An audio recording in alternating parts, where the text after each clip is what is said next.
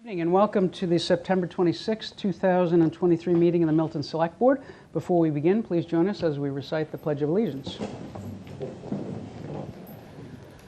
I pledge allegiance to the flag of the United States of America and to the republic for which it stands, one nation, under God, indivisible, with liberty and justice for all. Thank you for that. Item 3 is public comment. For public comment, we allow 21 minutes in total, 3 minutes per speaker.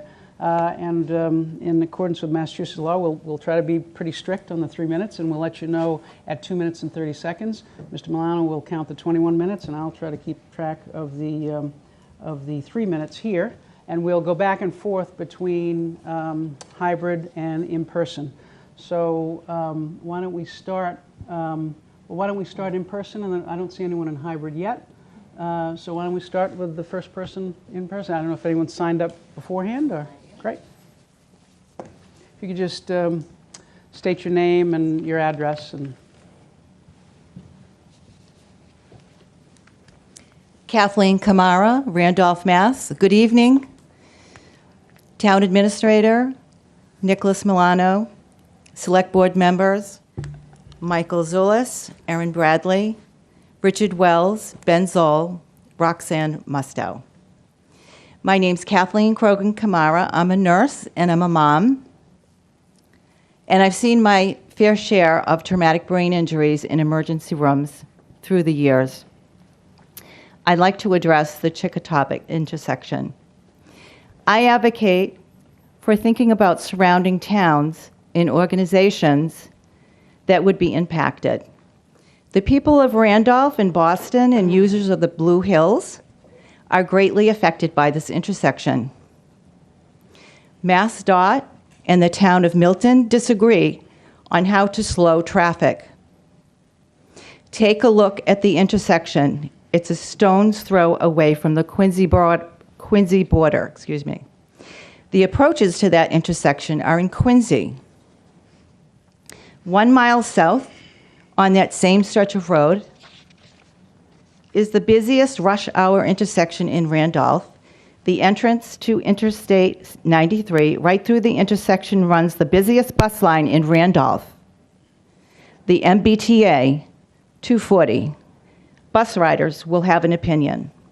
The Friends of the Blue Hills is the primary environmental group responsible for working with DCR, the Department of Conservation and Resources, on issues regarding the state park where this intersection is located. The MassDOT project manager, Joshua Bardis, said at the October 27th virtual meeting about this intersection, the roundabout would provide the biggest safety benefit, and that is the primary driver for this project. I testified to the MassDOT in favor of their fine plan for the roundabout, and I'm asking the people of Milton to do the same. It does not make sense to have police officers patrol and give out tickets.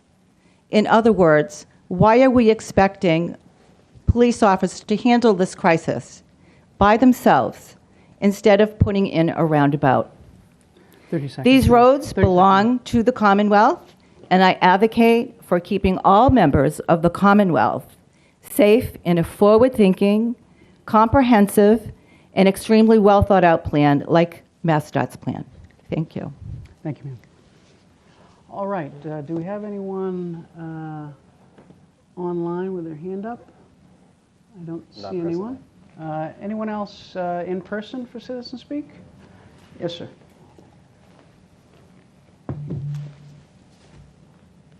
I'm Randolph Town Councilor Jesse Gordon. I'd like to speak on the same topic as Kathleen. I was mentioned at the September 5th Select Board meeting as the town councilor who opposes the Select Board's plan for against the Rotary. I'd like to elaborate on that. It's not quite true. What I oppose is the alternative, and the only alternative posed is called Bill S.2301. Introduced by Senator Timilty to the legislature, which proposes a 25-mile-an-hour speed limit around the intersection. I oppose that. I'm not quite so opposed to the discussing the intersection itself. I thought that your discussion on September 5th was very thoughtful and well-rounded, and I'd like to continue that discussion. I understand that the town administrator has sent a letter to the Randolph Town Council. I'd like to continue that discussion and add some points that I don't think the people of Milton are aware of. The plan that's been proposed by Senator Timilty would target the people of Randolph in what's commonly known as a speed trap. I just drove up that road to get here to the meeting. It's 40 miles an hour south of the intersection and 45 miles an hour north of the intersection. Having it at 25 mph is the definition of a speed trap. What that means is that the people of Randolph, that's my constituents, would be targeted by the Milton police in order to slow down the traffic at that intersection. And of course, the people of Dorchester traveling in the opposite direction. What's wrong with the speed trap? Well, there's a lot wrong with that. First, it only works when there are police actually present to enforce it. That means that when the police are not actually present, speeders will still speed and there'll still be some accidents. Second, the people of Randolph and Dorchester are the primary targets because we're the primary users of that road, not the people of Milton. And I understand that the people of Milton have the right to make a speed limit on their road, but we are definitely stakeholders, and I think actually we're larger stakeholders than the people of Milton in this case. Third and most importantly is that Milton police would disproportionately ticket motorists of color. I refer to the chart that I emailed to each of you, which is from the 2020 Massachusetts Uniform Citation Data Analysis Report. It's published every few years about racial statistics for police stops. The police of Randolph stop people in Randolph at about the same proportion as, I have a copy for you as well. The Randolph police stop people in Randolph at about the same proportion as the racial characteristics of Randolph. But that's not true in Milton. In Milton, if you're African American and black, 30 seconds, sir. You're more than 30% more likely to be stopped, and if you're white, you're 33% less likely to be stopped. What do you think would happen to those statistics if you had this speed trap in place? Is they would get much worse. I think it's in the interest of the Milton Select Board, and certainly in the interest of the people of Randolph, to not have a speed trap there. I'd be happy to talk about any other alternatives, including the Blue Hills alternatives. I am a longtime member, and other constructed alternatives as well. Thank you. Thank you, sir. Anyone else for citizen speak, either online or, thank you. Either online or in person? Oh, we do have someone. Thank you, sir. Why don't you step there? Yeah, I'll take it.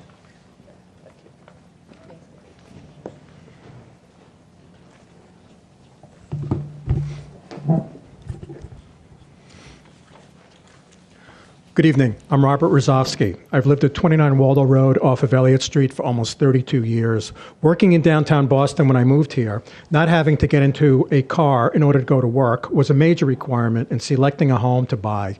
And I took to Charlie regularly until the COVID pandemic required me to go remote for work.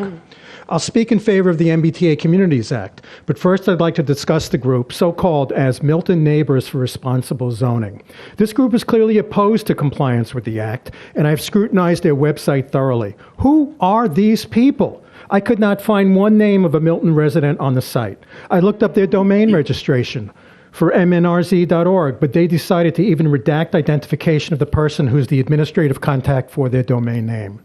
On such an important issue for our town, modifying our zoning to open ourselves up to multifamily zoning by right, it's very concerning that these people are operating in secret. Town meeting members, when they come up to speak at the microphone, people who come to speak at town boards like this one, always identify themselves. While any private group is certainly entitled to operate in secret and keep themselves anonymous, I can't see how anyone trying to gain information, such as town meeting members, can value what they say when they're operating under such secrecy. In looking through their website, all I saw was questioning of the act, and I saw selected quotes and facts expressing concern with the act. Interestingly, despite their name, I saw absolutely no concrete proposals for responsible zoning. Virtually all of the content, in my opinion, is for creating fears about what will happen with zoning that is in compliance with the act. It's just fear-mongering. So let's discuss responsible zoning.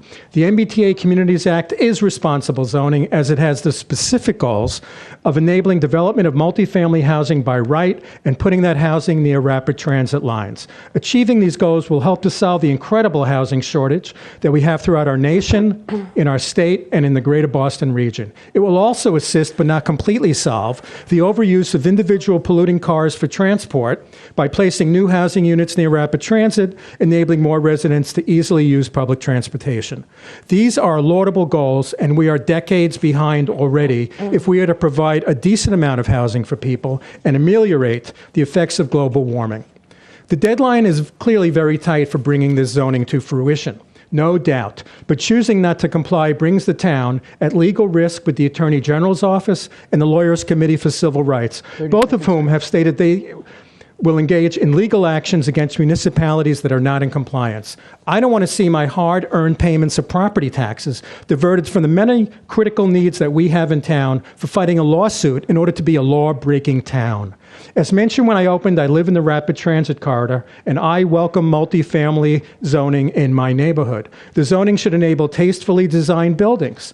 And I believe that this zoning will be a benefit for Milton by making our town an even more desirable place in which to live. I request that both this board and the planning board keep on track, pun intended, and continue to work towards compliance with the act as soon and thoroughly as possible. Thank you for your time and opportunity to speak. We went a few Sorry for going over. a few seconds over just to allow the pun. We'll get it. Good. Anyone else, either in person? Yes, we have. Anyone else online? I don't see any hands raised online, so we have a fourth citizen speaker. And if you save the puns, we're going to keep you to 3 minutes. So No problem. You can keep me to 3 minutes. Julie Kramer, 58 Frothingham Street. I am here to let the community know about an affordable housing lottery that's taking place here in Milton. It is a TOD, transit-oriented development. It is built out, it is beautiful, and it is available to folks who, would like to live here and can't afford to buy a home priced here in Milton. So there are 4 units, 3 one-bedroom units, and 1 two-bedroom unit. The lottery, the posting for the lottery happened on Monday. I would like to thank the town for actually putting it on their website and posting about it on Facebook, and all the others who have retweeted it and reposted it. It's a really incredible opportunity for our community. I hope folks will think about it and apply for these units. There is a webinar on October 25th, so about a month from today. You can learn all about it. Applications are available through the website, www.henryslottery.com. And please tell your friends, neighbors, classmates, family about it. Thank you. thank you, Ms. Kramer. And have a great meeting. Thank you. Thank you very much. Anyone else for citizen speak, either online or in person? Seeing none, going once, going twice. All right, we will move on. Is there any objection, do the members have any objection to moving up public comment response, item 16, just to correct the record on a couple of things? Okay, Roxanne, any objection? Richard, any objection to moving up? No, I'm fine with that, Mr. Okay. I will just observe, there was a question about the 25-mile-per-hour question. That was actually an initiative of the town meeting in Milton. It was a town meeting vote, which many of us voted for. And I can say, at least for this voter, it wasn't intended as a speed trap. It wasn't intended against any other community. It was intended to make the road more safe. And I think in part because of the frustration that we saw because in response to the Department of Transportation. So that really emanated from a town meeting vote.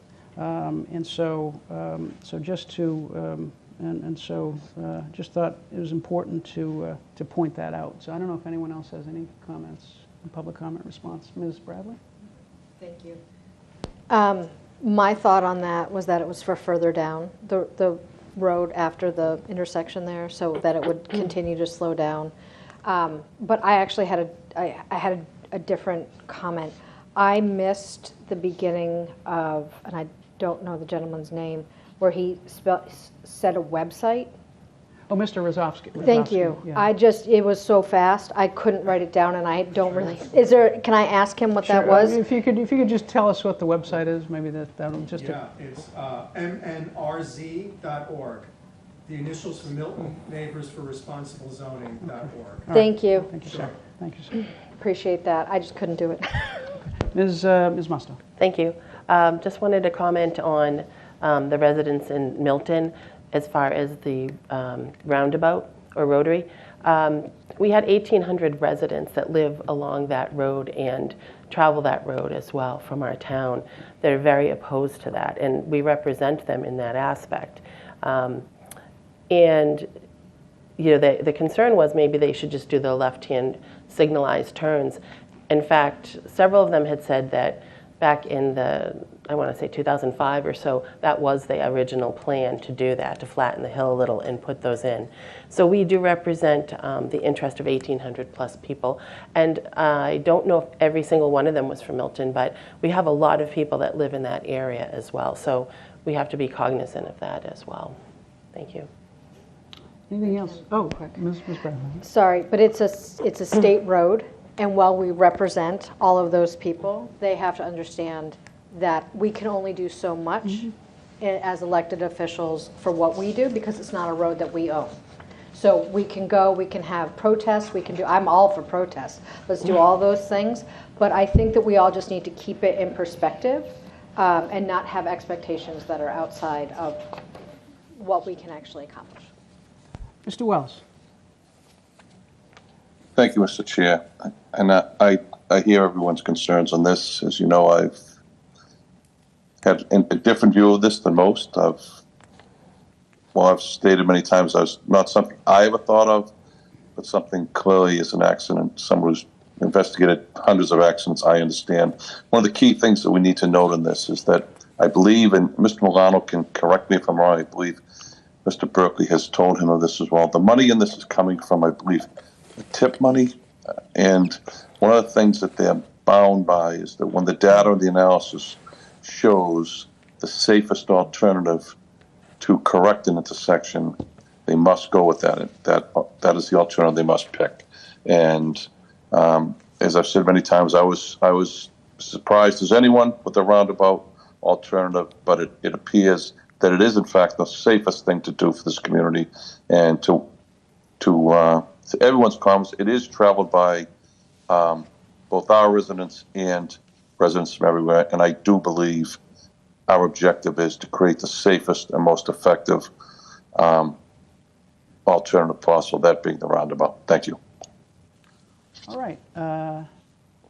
Is that it? Oh, yes. His hand is down. All right. My Anything bad, else? sorry. Yep. No. Anything else on item 16? All right. Thank you for that. And we will move to item 4, which is discussion approval demolition of second and third floor of the fire headquarters building and funding source. Mr. Milano, if you want to tee that up. Sure. Thank you, Mr. Chair. Provided in your packets a little bit of information about a proposal for a change order, approximately $300,000 to abate and demo and make safe the second and third floor of the fire headquarters building. As part of the project ongoing now, the first floor will be demoed and abated and turned into a meeting room. The scope of the project as bid out and funded does not include demo and abatement of the second and third floor. In discussing this with Chief Madden, Bill Ritchie, and now Chris Hayden as Consolidated Facilities Director, we feel that it's in the town's best interest at this time, while the contractor will be mobilized with their subcontractors to do abatement, to do demolition, that it makes sense to take advantage of that and finish off that building in terms of gutting the second and third floor and making it safe. We need to have probably a lengthy conversation about what the future of that second and third floor is, but that should take place, that can take place over the coming years. But for now, we think it's in everybody's best interest to get this work done now. The Fire Station Building Committee is meeting in a few weeks, October 17th, and speaking with Chair Brian Walsh, he's looking to the Select Board for the Select Board's feedback in terms of taking on this project now. And my recommendation to the board and Chris's as well would be it would make sense to take advantage of some of the efficiencies of having a contractor already mobilized, ready to go to finish this work now, as we then turn the page and start thinking about what the future of that building should be up on the second and third floor. If you have any questions on that piece of it, happy to take them at this point. Hi. I'm just wondering if we could have a little explanation for people that are watching what will be done. Because I do think it's a good idea why the contractors are there to Sure. do this work, but can we just sort of walk people through what Sure. that means? So if anybody's been behind Town Hall lately, is seeing the new building go up. It's well underway. It should be pretty finished by the end of this calendar year. At that point, they'll start to turn to the existing structure. The two bays to the left of the building will be demolished, and the rest of the building will remain. The first floor will be gutted and turned into a meeting room, a large training classroom available for use by both the fire department for training, but as well as public bodies and public groups as we use any of our other offices and rooms in Town Hall. The second and third floor is the living quarters currently, and there's storage space in the attic in the third floor. As planned, nothing would have been done to that, and it would have been left untouched. With this change order, our recommendation would be to gut that, demo everything, and put in whatever is necessary to keep it as a shell, and then basically a blank slate for whatever the town decides to do going forward. So nothing beyond demoing it and making it safe as essentially a wide open space for it to be adapted to something else later. Ms. Musto. So walls, it'll just be like studs, or just like the boards or studs or whatever, but no walls up or anything yet? No, we're not. It's Okay. going to be, it'll be minimally demolished and then minimally touched in terms of Okay. what will be left there. Okay. And thank you, Ms. Musto. Just to be clear, Mr. Wells, I'll get to you. Just to be clear, because it's a change order, this will be paid for out of the contingency for the project. Correct. And so there'll be no additional funds used. Now, if there's more contingencies in the project, there's a possibility for additional funds. But as of now, this would just be using the existing funds for the project. Mr. Wells. Thank you, Mr. Chair. I just want to echo Mr. Milano's statements. We've talked about this a great deal at the Fire Station Building Committee now for numerous months. It only makes sense. If we don't do this and rough it now, it's probably going to cost us twice, if not three times, to go over into a brand new facility and try and do it then. So Chair Walsh has really been on this as well, Chief Madden, so I think it's a prudent thing for us to do. Thank you, Mr. Wells. Ms. Musto. Yes, thank you. I would support that we spend the money out of contingency to do this. I think it makes sense while the contractors are already there. Thank you. In terms of the amount, Mr. Milano, we have a change order and change request in front of us in the amount of $269,139.09. Should we be that specific on the amount? Is it possible that there's any? You need a little bit of room there, or is that what we're talking about for the total amount? That should be the amount. There will be some soft costs in alongside those, which I believe have actually already been approved by this board. When we had brought this before us originally, and that scope of work at that time included change order to do some architectural work on it as needed, and then if the project went forward, to include any of the soft costs. So I think broad approval of a change order to demo the second and third floor would be sufficient from my perspective, if that should be the amount that we reference in that amount. All right, so I'll make a motion to approve a change request for additional demolition and new MEP systems at the second and the third floor of the former fire headquarters building in the amount of $269,139.09. I'll second. Second. All right, motion's been made and seconded. Any further discussion? All those in favor, Ms. Bradley? Yes. Ms. Musto? Yes. Mr. Wells? Mr. Wells? Mr. Wells? Is he on mute? Yes, sorry. Oh, that's all right. And Mr. Zulish, yes. All right, thank you Mr. for Chair, that. if I could, Oh, before yes, we Mr. move on to Milano. this. So one of the pieces of this in terms of funding is that the fire department project has an appropriation available, so this money is there. It's obviously coming out of their contingency. In discussing this with the Chair, Brian Walsh, one thing we've talked about is potential future needs of this department, of this project in terms of funding, and that this board might be flexible if it came time that this $300,000 that we're taking advantage now, if they need some additional assistance as we go forward there, that we have an open mind about that. And I think that's a fair process that we'll undertake. As we look at when we might be able to start East Milton, we may just be back with some further conversations about budget. So I just want to put that on for the folks that are there. And we have additional contingency in the budget as Correct. well. Okay. Any other comments or questions on item 4? Thank you. Item 5, discussion approval purchase installation of hometown hero banners. Do we have Mr. Cook with us? Is he going to show up Looks like online? he's Oh, a there's a phone hand number. raised. That's maybe him by the telephone. We want to try that. Is that you, Kevin? Hey there, this is Kevin Cook. Hey, Kevin. Yep. Kevin, you're coming in loud and clear. Take it away. Thank you, sir. So I've been working on a project to have hometown hero banners adorn some of our locations in Milton. And this is something that was suggested to me by a number of residents over the last few years. And then this year, Mrs. Rafferty came to me after meeting with the town clerk and really made a compelling reason that kind of made me want to continue this project and get it to fruition. Her son was a Marine, highly decorated, and did his full service and then retired, but then was killed in a tragic car accident. So she asked if there was some way we could honor him, and I'd like to make his banner be the first banner that we put up of these hometown hero banners, which we will put up around locations in Milton.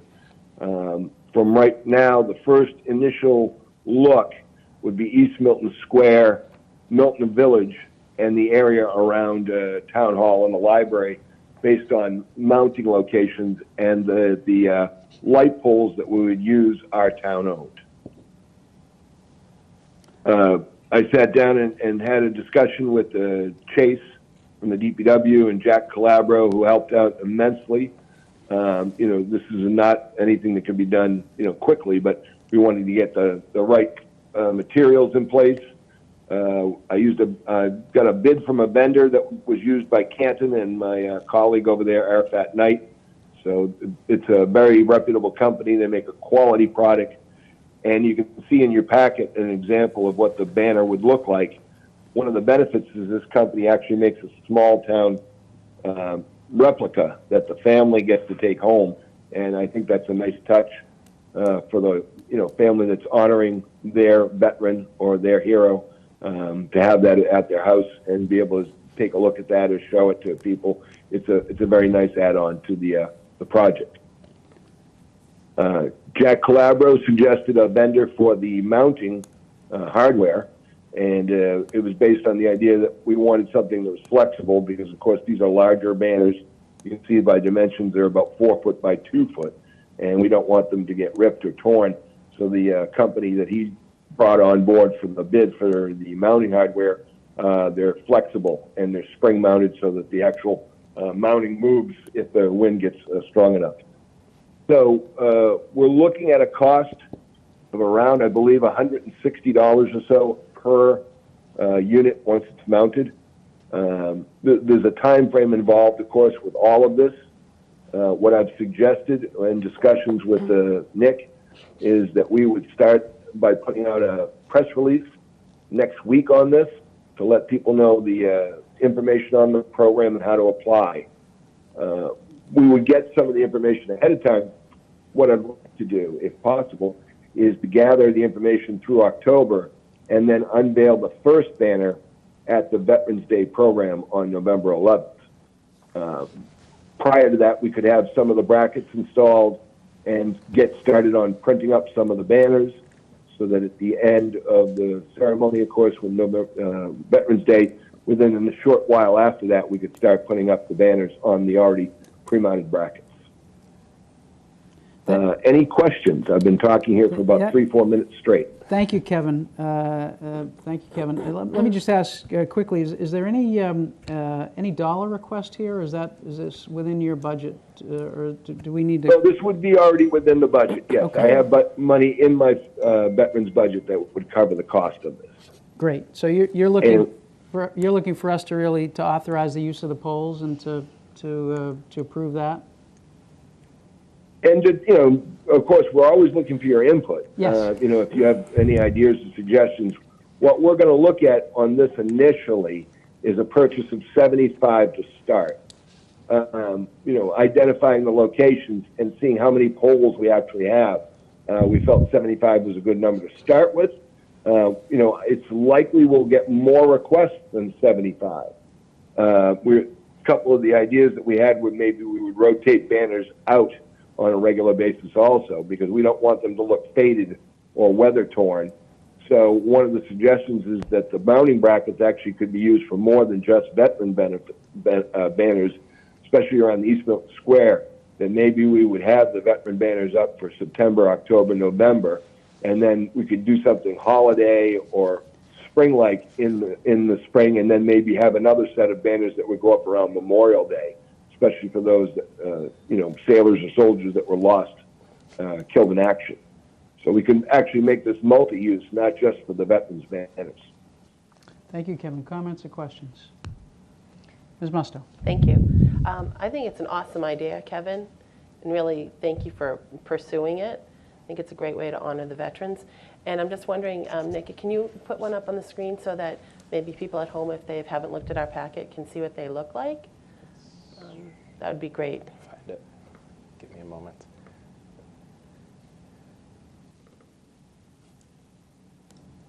As you can imagine, there's a number of details to work out on getting the information to get the photographs and the validate the information. And I would work on that with the vendor, and then also take a look at how many applications we do receive. As I said, 75 was the initial start. It's likely that we could get more than 75 though.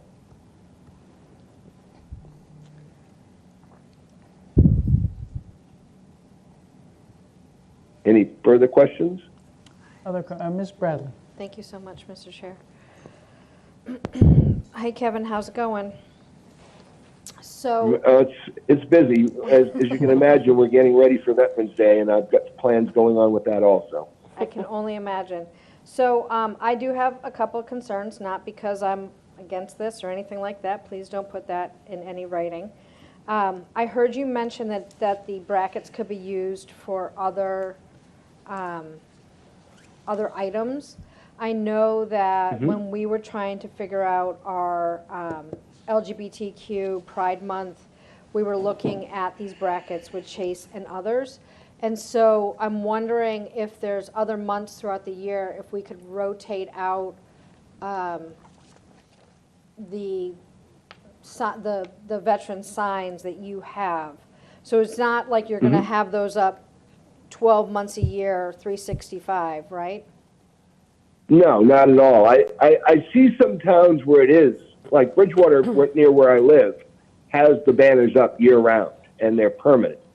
But it kind of also, it's like, it takes away a little bit from them, I believe, because some of them are starting to look weathered. Yeah. And by, varying what's up there on, like I said, maybe the veterans ones go up from September to November.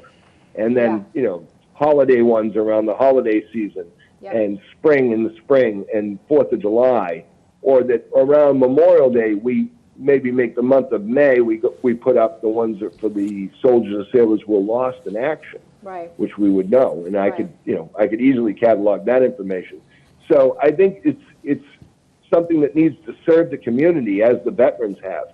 I would not advocate for it to be exclusively use of the veterans. Thank you for that, and I completely agree, changing it out with stars and stripes or whatever it may be for 4th of July and, Thanksgiving wishes or, anything else for holidays, whether it be Christmas or Hanukkah or, and why am I blanking on the other one? Anyway, I'm happy to hear that. I guess my question goes back to The $106 per unit, is that just for the brackets, or is that for the brackets and the banner? Because I think we believe almost that's need to look at this all as the a- items needed to put one banner up, so we would have the brackets, the banner, and the replica would be about $160. $160. Oh, $160. And, Yeah. I and just want to, why don't I jump in here, Kevin? I'll just to correct that. So Yes, please, Nick. Yeah, this is where my depth is a little bit shallower, so I'd have Nick jump in to make sure the numbers are correct. So I'll break it out a little bit separately. To buy the brackets as suggested by DPW would Yeah. be about $12,000 for 75 poles total. for 75. Yes, for And where- just what the does that cover hardware. us? That's the For- hardware for what would be hanging banners. $1,200, $12,000 $1,000. Thank you so much for that. for 75 poles. And where are those poles located? Central Square, East Milton Square? So yes, the ones that these would fit are primarily the decorative ones that you see in East Milton, Milton Village, Central, and Elliott, in those general areas. So it's the more decorative type ones that are out there, and that's which these ones came from.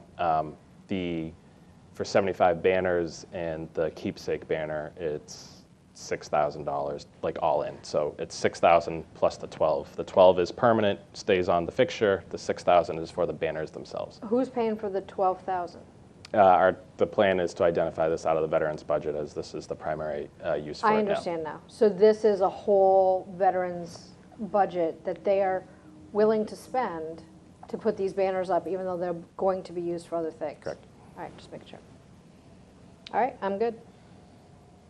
And I'll just, the cost that we're not talking about here, obviously, is time and town staff, which,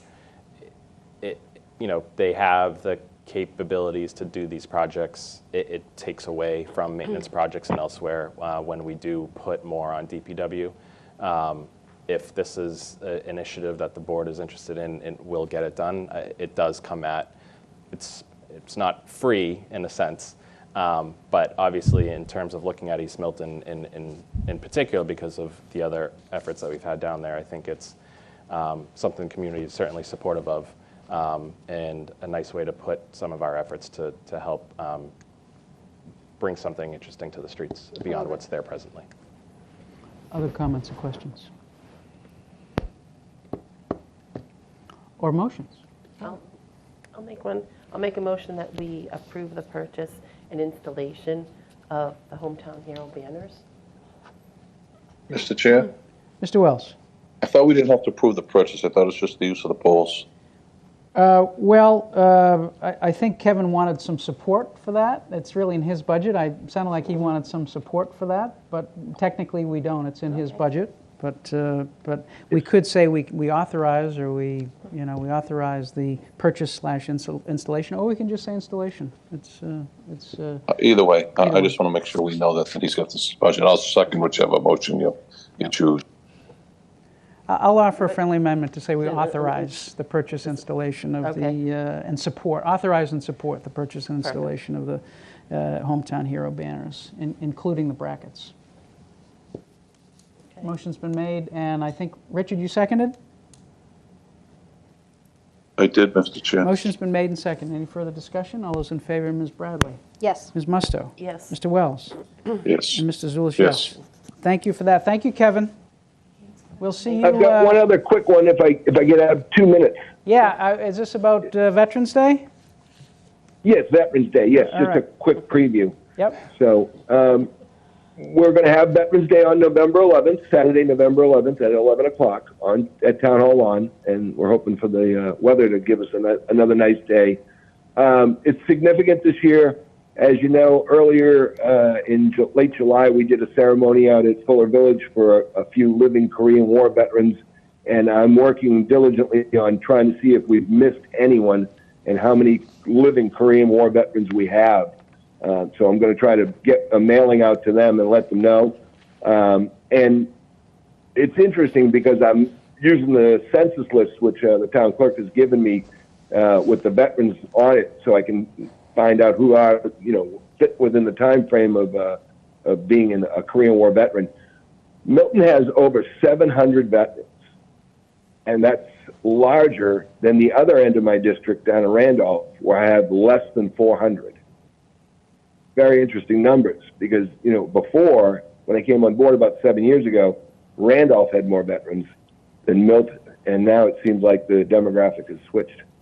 But it's interesting information because it's helping me track down the Korean War vets. It's giving me their names and addresses, and I'm going to try to make sure we have as many possible at the ceremony and make sure that we honor them. That's great. Thanks, Kevin. And we have meetings coming up in October before Veterans Day, so we'll make sure to trumpet that as much as we can here. And if you want to come in, definitely. If you want to come in to put out, and thanks again for your support, and to Nick for his support. I really want to get things going out there and make sure that people know that Milton's honoring their veterans, especially this time of year. And Kevin, if you want to come in the week before and preview the ceremony, please feel free. Okay, thank you, sir. I appreciate that, and thank you again for all your support for Milton's veterans. Great. Thanks, Kevin. All right, item 6, discussion approval letter to the City of Boston in support of Blue Hill Avenue Transportation Action Plan. I believe we have Mr. Zawinski for this, is that right? So I think we need to promote Mr. Zawinski. Yes, I am doing that now. Okay.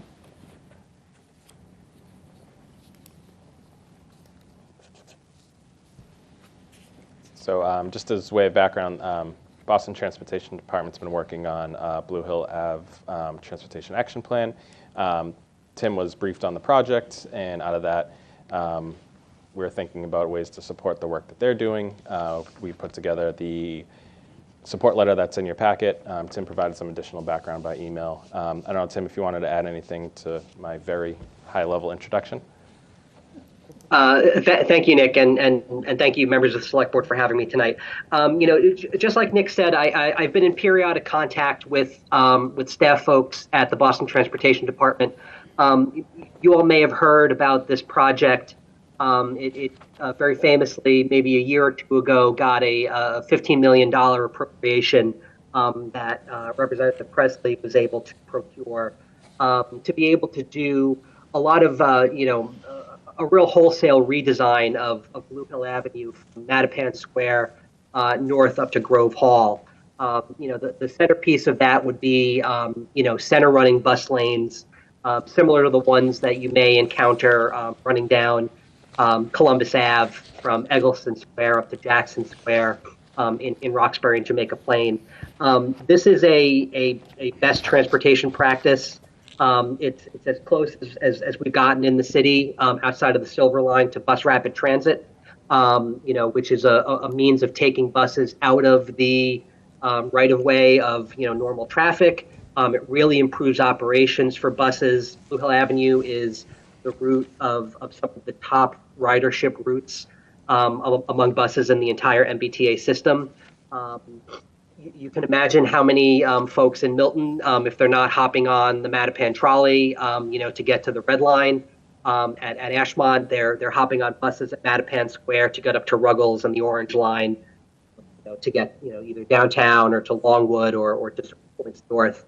The project has really transformational potential for residents on both sides of the river. We talk a lot about, complaints about the transit operations in town, the Mattapan trolley kind of, taking center stage there. But, last year we talked a little bit about the bus network redesign and, the kind of mixed bag we got out of that in terms of, less service on the 240, more service on the 215. This is something that the city of Boston is doing, on their own to improve bus operations. We have folks going to Mattapan Square, using those services, after being briefed on the project by BTD, I thought it would be a good idea if the town could lend their support to this project. It's been, several years of really intensive community process on the Boston side, and they're starting to wind down in terms of choosing a design. The center running bus lines are a big piece of it, but pedestrian improvements, ADA ramp improvements all up and down the corridor, projected bike lanes that'll improve bike operations up and down the Blue Hill Ave corridor. So, this is something where there's a real opportunity to improve transit service for Milton residents. I think, especially now that we're talking about MBTA community zoning, there's the potential for increased density around the Mattapan Station area on the Milton side. It's really important for, transit service to be as good as it can get. I think we're all kind of eagerly hoping for the Mattapan line transformation project to do what it's going to do. This is something that's sort of equally transformative for the bus network, from Mattapan Square up north, through Grove Hall and to Points North. So I laid stuff out in the letter. You hopefully you've taken a look at that, and additional background in the email that hopefully I think. Tim, you're fading in and out. If you could just try to prevent yourself sorry from about fading. that. I didn't bring my microphone home, so I'm on the crummy laptop speaker. So I'm kind of leaning in. Hopefully all of that was clear enough, but I can repeat anything if you need me to. Yeah, you just try to talk into the microphone because you fade a little bit. But we got we got most of it. We got most of it. Comments or questions from the members? Ms. Musto. Thank you. I can appreciate Tim explaining this to us, but I haven't had the opportunity to really sit in on any of these meetings. I know you had some websites, but I'm wondering, can we look it over first? I know that those, I've heard from some people on the Boston side that those bus lanes are a little controversial. But that being said, I don't know enough about the details of the project because obviously you've been in these meetings and talking with the Boston side. And I'd like to know, with things that happen on the Boston side, like in our surrounding communities, whether it's Dorchester or even towns like Quincy, for instance, do we usually send a letter to them with things that happen in these other communities that touch us in terms of transportation projects? For me personally, I just don't know enough about this, so I don't really feel comfortable putting my name on something that I really don't know enough about. I'm just seeing a letter here. I mean, certainly individuals that know about this and feel strongly about it could send a letter, but I think for our board to send a letter, we'd have to look at it a little bit, to understand it a little bit. Other comments or questions? I certainly appreciate that. It's closer to the end of this process than to the beginning. There's been sort of a rolling comment period. I'm sure if the board wanted to take a little bit of time to review the plans, review some of the media coverage, all of the, I know you're busy enough with your own meetings, but all of the meetings that they've had on this project have been, recorded and documented. It isn't without controversy, but again, my opinion on all of this has been that the proposal is a transit best practice, and again has the potential to really improve transit operations and conditions for pedestrians and bicyclists in Mattapan Square especially. But definitely appreciate the desire to learn more about it. So Hey, Tim. I can help you point you in the direction of any resources that you might need. And Tim, maybe you could try calling in because we keep losing you. You keep kind of going in and out. Okay, give me a minute. I'll come back. Okay. I apologize for this. That's all right. Mr. Wells, I don't know if you want to wait for Tim. I'll wait till Tim comes back, Mr. Chair. Mr. Chair, just a point, this is the same as last week. I think this may be on your side because the same with that gentleman, the project manager last week. Remotely, I can hear them all fine, like Tim's fine. It must be something in the connection you have in that room. Okay. Yeah. Okay. We'll check on it here. Yeah. It's here in the room where it kind of goes in and out. That's helpful feedback to know. That is helpful. Yeah. It's just in. Maybe it is helpful to know if it's just in the room.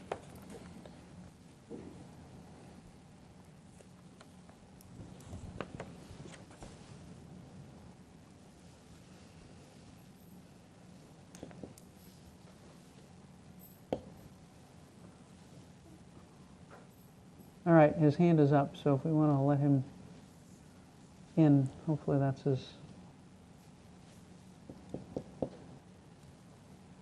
Tim, are you there?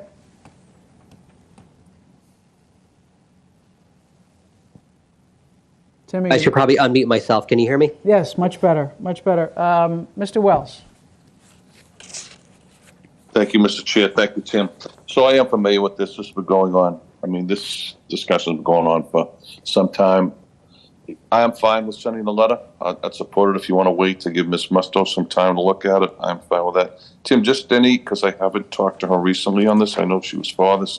Have you had any discussion at all with Representative Brandy Fukuoka on this? No.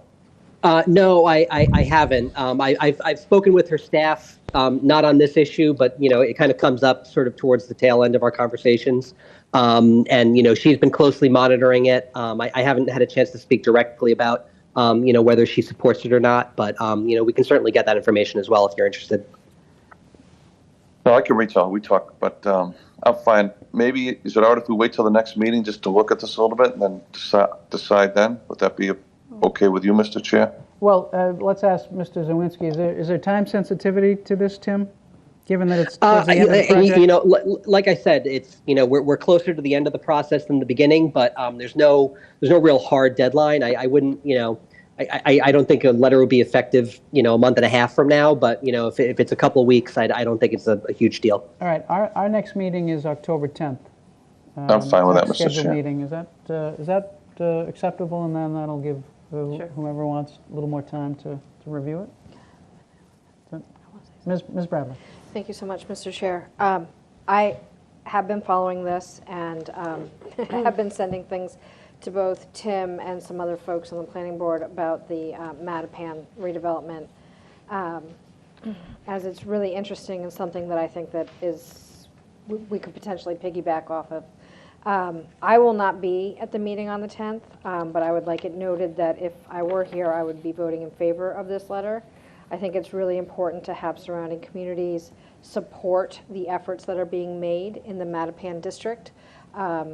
I see it every day as I drive through it, and it really is making a difference in what they're doing. So I applaud the City of Boston for taking the time and the money and the effort to put into a district that is sometimes overlooked. And I'm really hopeful that this is something that we in the town of Milton can also build upon and bring it up Blue Hill, maybe possibly into our neck of the woods to continue with the goodwill that they are doing there. So thank you. Thank you, Ms. Bradley. Any other comments or questions? Mr. Wells. Thank you, Mr. Chair. Tim, just a quick follow-up. If you're not prepared, don't. It just came to my mind because it's a Blue Hill project. Will this house somehow tie in being done around the same time that they want to do this 138, the major 138 improvement from Mattapan all the way to Stoughton? So there's currently no funding for any major part of that reconstruction project. Right. It's one of these things where CTPS does a plan and then it gets on the tip eventually somehow, hopefully. Right. We did take a meeting with the MassDOT team a few months ago. They do have a sort of a separate, more flexible pot of funding that they're going to be able to do or they're at least exploring the idea of doing some kind of quick build, kind of piloting of some of the measures, in that plan. So Okay. we don't have a timeline for that, but we did get briefed on the idea, and the more the merrier on that corridor, and we'll take whatever we can get. But I think that that would be a kind of a little bit more of a kind of flexible, paint, maybe some cones type project, as opposed to a major infrastructure project like they're talking about in Boston or the sort of the main corridor plan. Okay, thanks. Thank you. I'm all set, Mr. Chair. Thank you. So, Tim, we think that the 10th would be okay.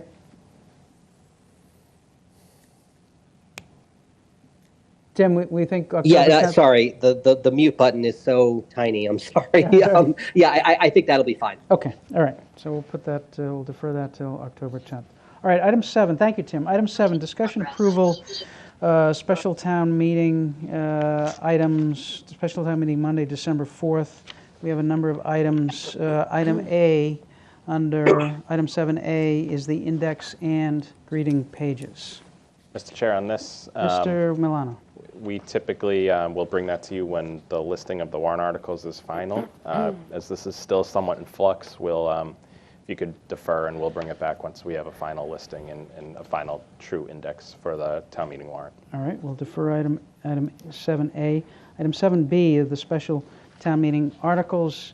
Item 7B, Romanet 1, is the zoning bylaw amendment with respect to Chapter 40A, Section 3A. We have an article, and I understand we have some updates. Is this Mr. Milano or Mr. Zawinski? Sure. I'll let Tim take over in a moment. So as this board knows, it submitted a proposed article to the planning board on September 5th with its vote on the 5th. Since then, the planning board's been continuing their work. Tim is going to talk through kind of where that stands and some recommended tweaks to the zoning bylaw amendment article that was brought forward by the select board to reflect the work that the planning board has been doing. So Tim, with that, I'll let you take over from there. Thank you, Nick, and thank you for having me on this topic. So there was a request to update the language that the select board had submitted earlier in the month. We've been working feverishly on this at the planning board and with our consultants, and so the updated language that you have is structurally largely the same. The nature of this article is going to be a purpose, definitions, and then a series of use and dimensional parameters for a number of sub-districts. And the finalizing of the language is complicated by the fact that we don't have a final set of sub-districts yet, and that's something the planning board's working on very hard to really sort of pin down the exact type of dimensional parameters that we want to have in these sub-districts. And if you've been following this process, you learn pretty quickly that this is a really tightly wound, intricately connected set of sub-districts. And so when you kind of tweak a border here or a height differential there, the ripple effects in the other sub-districts are immediate and profound. And so you've got to be very careful about how you do this. Some of the things that the planning board is really putting a priority on are really trying to minimize the possibility of teardowns in the transit area where our kind of most established single-family neighborhood is, and then generally trying to modulate density in other places so that we're not, putting enormous towers on one side of town and kind of, not doing that elsewhere. Another real, serious concern is trying to sort of maintain the integrity of the East Milton planning process that we have going on so that, we can use East Milton as an MBTA communities district, but also keep alive what we really want to do, which is create mixed-use zoning under a special permit process, which has been an ongoing process for several years at the planning board. And so, that's been, the cause of a lot of kind of back and forth on dimensional parameters, a lot of back and forth on district boundaries. So the language and the map that you have in your packets that I submitted to Nick on Friday and then on I think it might have been this morning, reflects the most recent conversation that we've had at the planning board about a week and a half ago. And so it's moving in the direction of what a final article is probably going to look like. It's moving in the direction of what a final map is going to look like. We're getting closer every time we do this. But there are a few things that may be changing, even based on the most updated information that you have. So one of the sub-districts that you have in your language is referred to as the tiered transit area. What we've been trying to do there is fold in some of the larger parcels in the transit area to create a 4-unit scheme on larger parcels and have a 3-unit scheme on some of the smaller parcels.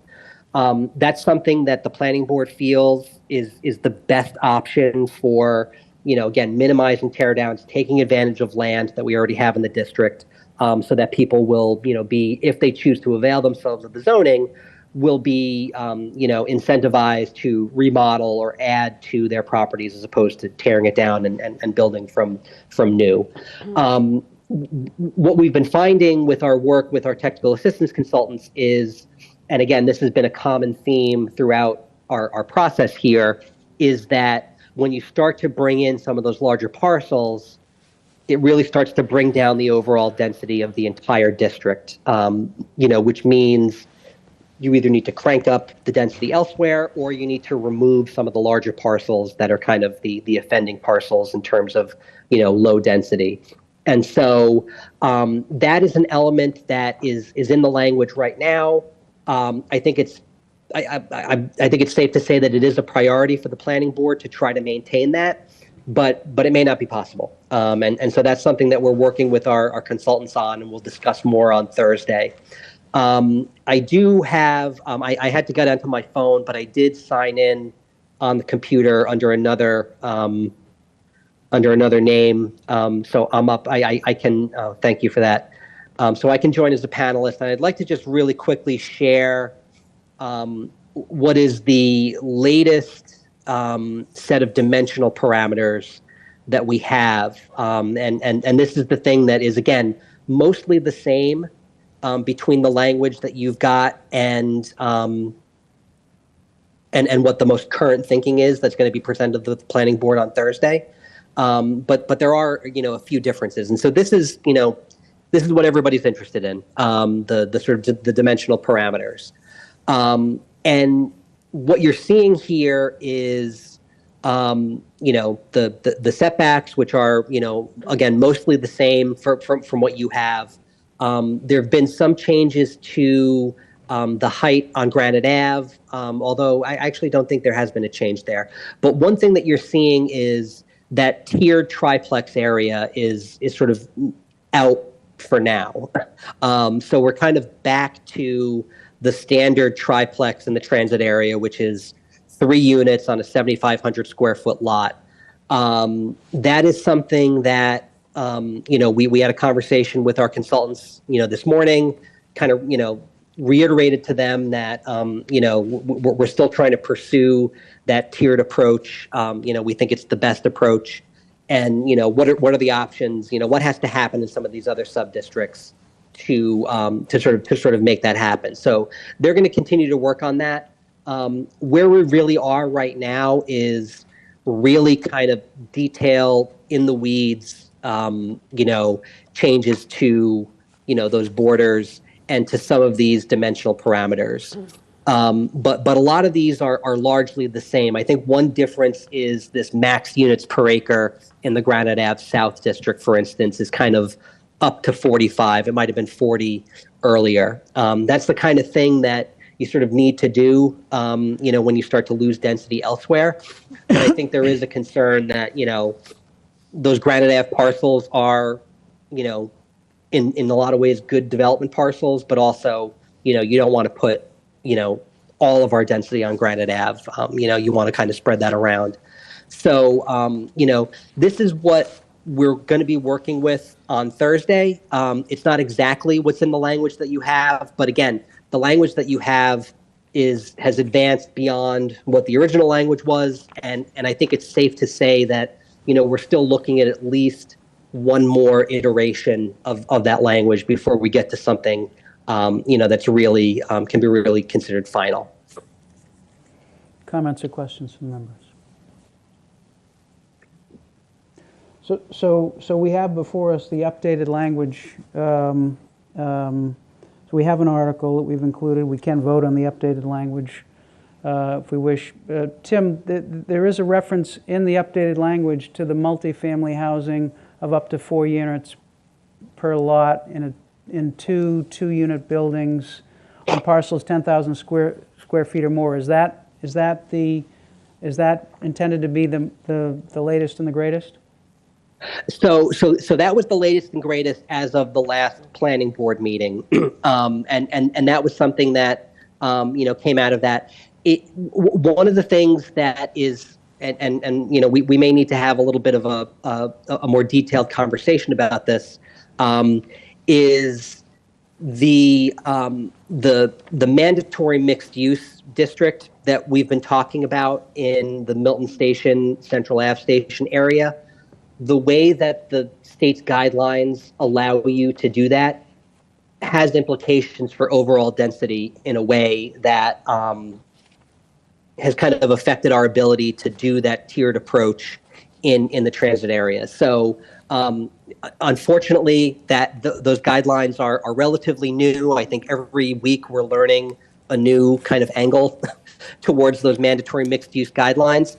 And so, since the planning board met a week and a half ago, almost 2 weeks ago, we've kind of gotten a little bit more knowledge about how that mandatory mixed use district interacts with the rest of the sub-districts. And so there's been a decrease in the overall density of the entire district that kind of compelled our consultant to try to find a solution to get us back up to 15 units per acre. And sort of the solution, the sort of the most elegant solution that we could get was to go back to that just simple 3 units on a 7,500 square foot parcel in the transit area triplex. So, we talked to them this afternoon and basically said, we're going to want to see on Thursday, what does it look like to kind of keep that tiered approach, the one that's in your language currently, but doesn't quite work out with the mandatory mixed use. And just to sort of go back a step and a half, we are allowed to require mixed use in a certain portion of our zoning district. And we've talked about doing that in the sort of the Milton Village, Central Ave area, because we've got another solution for East Milton. And we wanted to make sure that our commercial tax base in Milton Village and Central Ave, was maintained. That being said, availing ourselves of that option is now having spillover effects into the overall density of the rest of the district. And so that's sort of a trade-off that wasn't apparent to us when those new guidelines first came out and is now becoming more clear. And so that's something that, may be different from the language that you have, unless our consultants can figure out a solution where we sort of keep that in. So, when I say things are in flux, that's what I mean. Mr. Milano. Can I ask a question? So, Tim, so if I'm understanding you right, the article language that we have in the packet would result in a district or a zoning article that would not be compliant with the law. So would a zoning article with the parameters that you're displaying on the screen being used as the dimensional and sub-districts, would that then be back to compliance if the article reflected these zoning parameters you're displaying now? So, I would have to go back to kind of previous iterations of some of these charts. I'm pretty certain that the language that you have would result in compliant zoning. The problem is the zoning that you have does not include the mandatory mixed use component. And so what these parameters do is take the consequences of including the mandatory mixed use into account. And let me see if I don't have the slide at my fingertips, but basically the language that you have would be compliant. But if we were to then do a mandatory mixed use district in the Milton Village Central Ave area, the language that you have would then not be compliant. We would have to make changes to that. And so I think what we're trying to do is, again, have as much of our cake and eat as much of it as we can, I guess. So that's kind of the distinction between what I'm showing you now and what you've got in the language that you have. All right. Other comments or questions? Ms. Musto. Thank you. Tim, so these newest charts and things, I thought you had mentioned that you're going to be talking about this. The latest dimensional parameters are going to be presented Thursday at the planning board. Is that correct? Yes. Okay. Thank you. Ms. Bradley. Thank you, Mr. Chair. So Is it in our best interest, Tim, to vote on what is in our packet this evening and then wait for additional changes if those come down the pike? Or would it be best in our interest to not vote on the changes that are in our packets tonight and just wait until our next meeting to vote on everything? That's a tough question.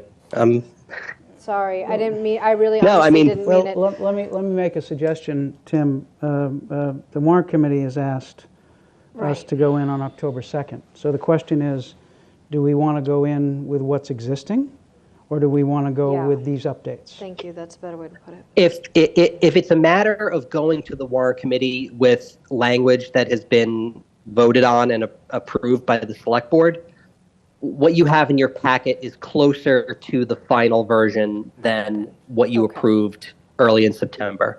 Okay. And so if that's the kind of the hook, then I would recommend, voting on this, again, with the understanding that, again, like I said earlier, we're at least another iteration away from a final version. But what you have is closer to that final than what you originally had. That's what I was wondering. Thanks for that, Tim. So this is a closer step and something we should do to bring to the warrant committee. Okay, Yeah. thanks. That's what I thought. Other comments or questions? So, do we want to? We'd have to have a motion to update Yep. the article, consistent with the proposal we have in front of us. Yes, so I will make that motion to approve the zoning bylaw amendment for compliance with MGL Chapter 40A, Section 3A, multi-family zoning as a right in MBTA communities. Do I need to put anything else at the end of that? Well, it's just to update that. Yeah, that update. I article. said that at the Yep, beginning. Yep. Okay. I'll second the motion. Motion's Thank you. been made and seconded. Any further discussion? Ms. Musto. Thank you. I just wanted to state that I will be abstaining because, again, I felt, as I do today, that the planning board should really be the initiators of this article. And as it turns out, they have a meeting on Thursday, and they're going to be discussing some of these points. So I just wanted to make that clear. Thank you. Mr. Wells. So, just one question, actually 2 questions, 2 points. Tim, did you say that you intend to come back to us with some additional language changes in the future? Did I hear that correctly, or that you felt you would be? I very reasonably anticipate that we will need to have additional changes to the language that you have in your packet to get to a final zoning article that reflects, compliance that's consistent with the priorities that we've heard through this process. My second question is much bigger. Thanks on that one. My second question is much bigger. Based on the most recent correspondence sent by Attorney Zulus on behalf of the board and the town, if the Commonwealth were to find our request, and I hope that they truly hope they do, find our request reasonable, can you just give a quick outline of what, before I vote, what your plan would be if our status is changed from one category to another? So Do just, you already have a plan on how you would reduce this to get to the lower number and where you do it? So just a fair question. Tim, All of my time Tim, has been Tim, spent on Tim, compliance Tim, under the guidelines as they currently exist. Tim. What was that? Tim, yeah, just a minute. Just as a point of order, it's not Attorney Zulus sending anything on behalf of the town, and I appreciate it, Richard. I just need to clarify it for the record. I didn't mean it by that. No, I know. I just want to make that was sure. not a- No, there's no I said only 'cause misunderstanding. No you are, but misunderstanding. Chair Zulus, I meant Chair. Yeah. Did I say Attorney Zulus? If I said Attorney Zulus, I apologize. Yeah, that's I meant fair. to say Fair Chair enough. I Zulus. just want to make that. I just want to make Strike that. that. I apologize. I just on want to that. make that. I just want to make that clear. Tim, go ahead. You're off. Okay.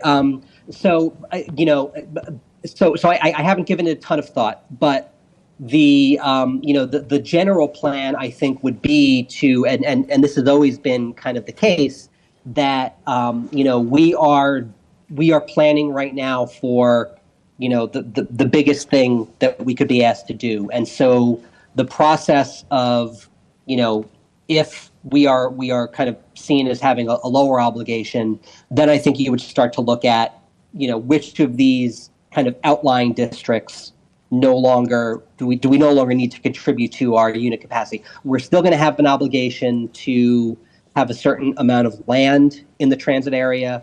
We're going to have an obligation to have a certain number of units in the transit area. So I think, it'll come down to what parts of the transit area are still necessary in order to reach whatever new numbers, we get. So there's no scheme for that yet, but, and I nothing in this is ever easy, but the hard part is doing what we're doing now. The easy part would be to kind of start to trim that away. All right. Thank you, Tim. And Mr. Chair, again, I apologize. I'm a little, just back from the West Coast, and I'm a little bit of altitude No apology. sickness from it, so I didn't even realize I said that. So No. I apologize. It was not intentional. No. But my point is, Yep. I supported your letter, and I Yes. do truly hope that it has a positive outcome. And I wasn't expecting a lot from Tim. I just want to make sure that he was thinking about it. So that's it. That's all. I'm ready to vote. I'm all set. Thank you. And Richard, no apology necessary. I just wanted to make it clear that I don't act as an attorney in this. I know. I didn't even realize I said it. So Yeah. No. again, Fair I'm enough. sorry. Fair enough. Fair enough. All right. Any further discussion? All those in favor of the most current updates to the article? Ms. Bradley, Yes. Ms. Musto, I will abstain. Mr. Wells, Yes. and Mr. Zulish, yes. Okay. Item 7B, Romanet 2, is the transfer of land to the Conservation Commission, which we have voted, I believe, to include on the warrant. Correct. And are there any changes to this, Mr. Milano? Not at this time, no. All right. So any discussion on Article 2, the transfer of land to the Conservation Commission? Romanet 3, the amendment to the FY 2024 budget, Mr. Milano.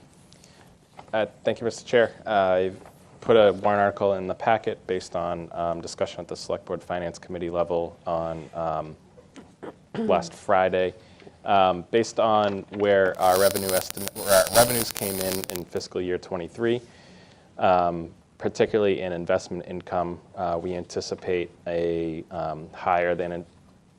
anticipate our revenues in fiscal 24 will correspondingly be higher in fiscal 24 than we had originally anticipated when we were setting the budget back in really February and March. As a result, Amy and I recommended to the Finance Committee that we amend our forecast for fiscal 24 to incorporate an increased revenue expectation in our investment income line, and that difference should go into the reserve fund. So we're recommending we increase our revenue estimates from $50,000 for investment income in fiscal 23 to $400,000 in fiscal 24. In fiscal 23, we actually brought in closer to $750,000. As everybody knows, interest rates are higher now than they have been for many, many years, really. That is resulting in the town making income on the money we have in our various bank accounts. That money closes out to free cash at the end of the year when it's higher than anticipated. We expect that this interest rate environment will continue to be strong through this fiscal year, perhaps beyond, before it starts to head back down in the other direction if the latest guidance from the Federal Reserve holds. So long story short, we anticipate our revenues in fiscal 24 to be stronger than we thought. We're recommending that money go to the reserve fund to pay for unexpected, unanticipated expenses throughout the fiscal year. As typically comes up, think about snow and ice, think about equipment failures such as the DPW wood chipper that we do need to replace. That is a $100,000 piece of equipment that is in need of replacement, and we are expecting to tap the reserve fund for that. So that's about $100,000 of the $600,000 that we would have available. So that is our plan, our recommendation, and happy to take any questions on that. Comments or questions? Or motions? This would be a motion to include this as an article on the warrant. I'll make that motion, Mr. Chair. I'll second. Motion's been made and seconded. Any further discussion? All those in favor, Ms. Bradley? Yes. Ms. Musto? Yes. Mr. Wells? Yes. And Mr. Zulish, yes. Romanet 4 is the bylaw to require recording and posting of meetings of elected bodies, and I believe we have some updated language on this article that I believe we voted to include on the warrant already. It had been referred to town council. Referred to town What you council. have in front of you are town council's edits. Okay. And if the board is interested in having it on the warrant, that would be the vote tonight. Okay. Comments or questions from the members?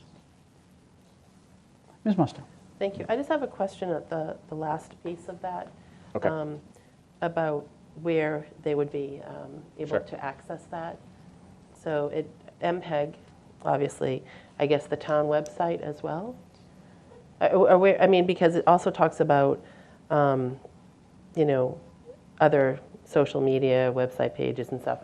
I'm just wondering about that because I feel that, if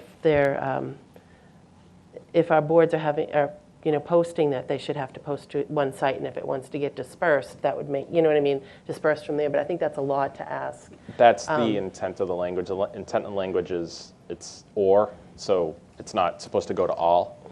And the reason I made it broad is because if you'll remember last year, all these videos would have gone to the Milton Access TV's website. They've now transitioned to YouTube. So I didn't want to lock ourselves in a bylaw as to where these recordings would go. So in practice, it would be town transmits copy of recording, or Milton Access TV goes and retrieves it, posts it to their YouTube page, and that checks that box. But I didn't know 5-10 years from now where that repository might be. So we wanted to make it broad language so that multiple things might be in effect, and if narrower language is better, I'm happy to open that door. I just thought it gave flexibility in terms of if things change over time. The idea would be one central location. In practice, it would be the Milton Access TV YouTube page going forward. Follow-up Ms. question. Musto. Thank you. I think I understand why you made it, left it a little bit broad, but I also wonder if when you do that, if somebody's going to say, well, it should be on this as well. I mean, I think somebody might. So I'm just wondering if we should make it a little narrow to where it goes, and then if there's a problem, then we can always, reopen that. I just think that, you're looking for 5 or 10 years down the line, but right now, I mean, it's really, it should be like that it's known that it's going to go on one site or be dispensed by one person or something. I just think what if you are putting it in like 5 different areas or something, and then it gets missed? Right. I think you're leaving yourself open versus just one site, and then people can, like if you're sending it for YouTube, if you're going to send it to MPEG and then they put it on YouTube, and we have it on our website or something for the town, that's fine. But if you're going to open it up to all these other ones, what if it doesn't get sent there or something? I think that's the only issue I see with that.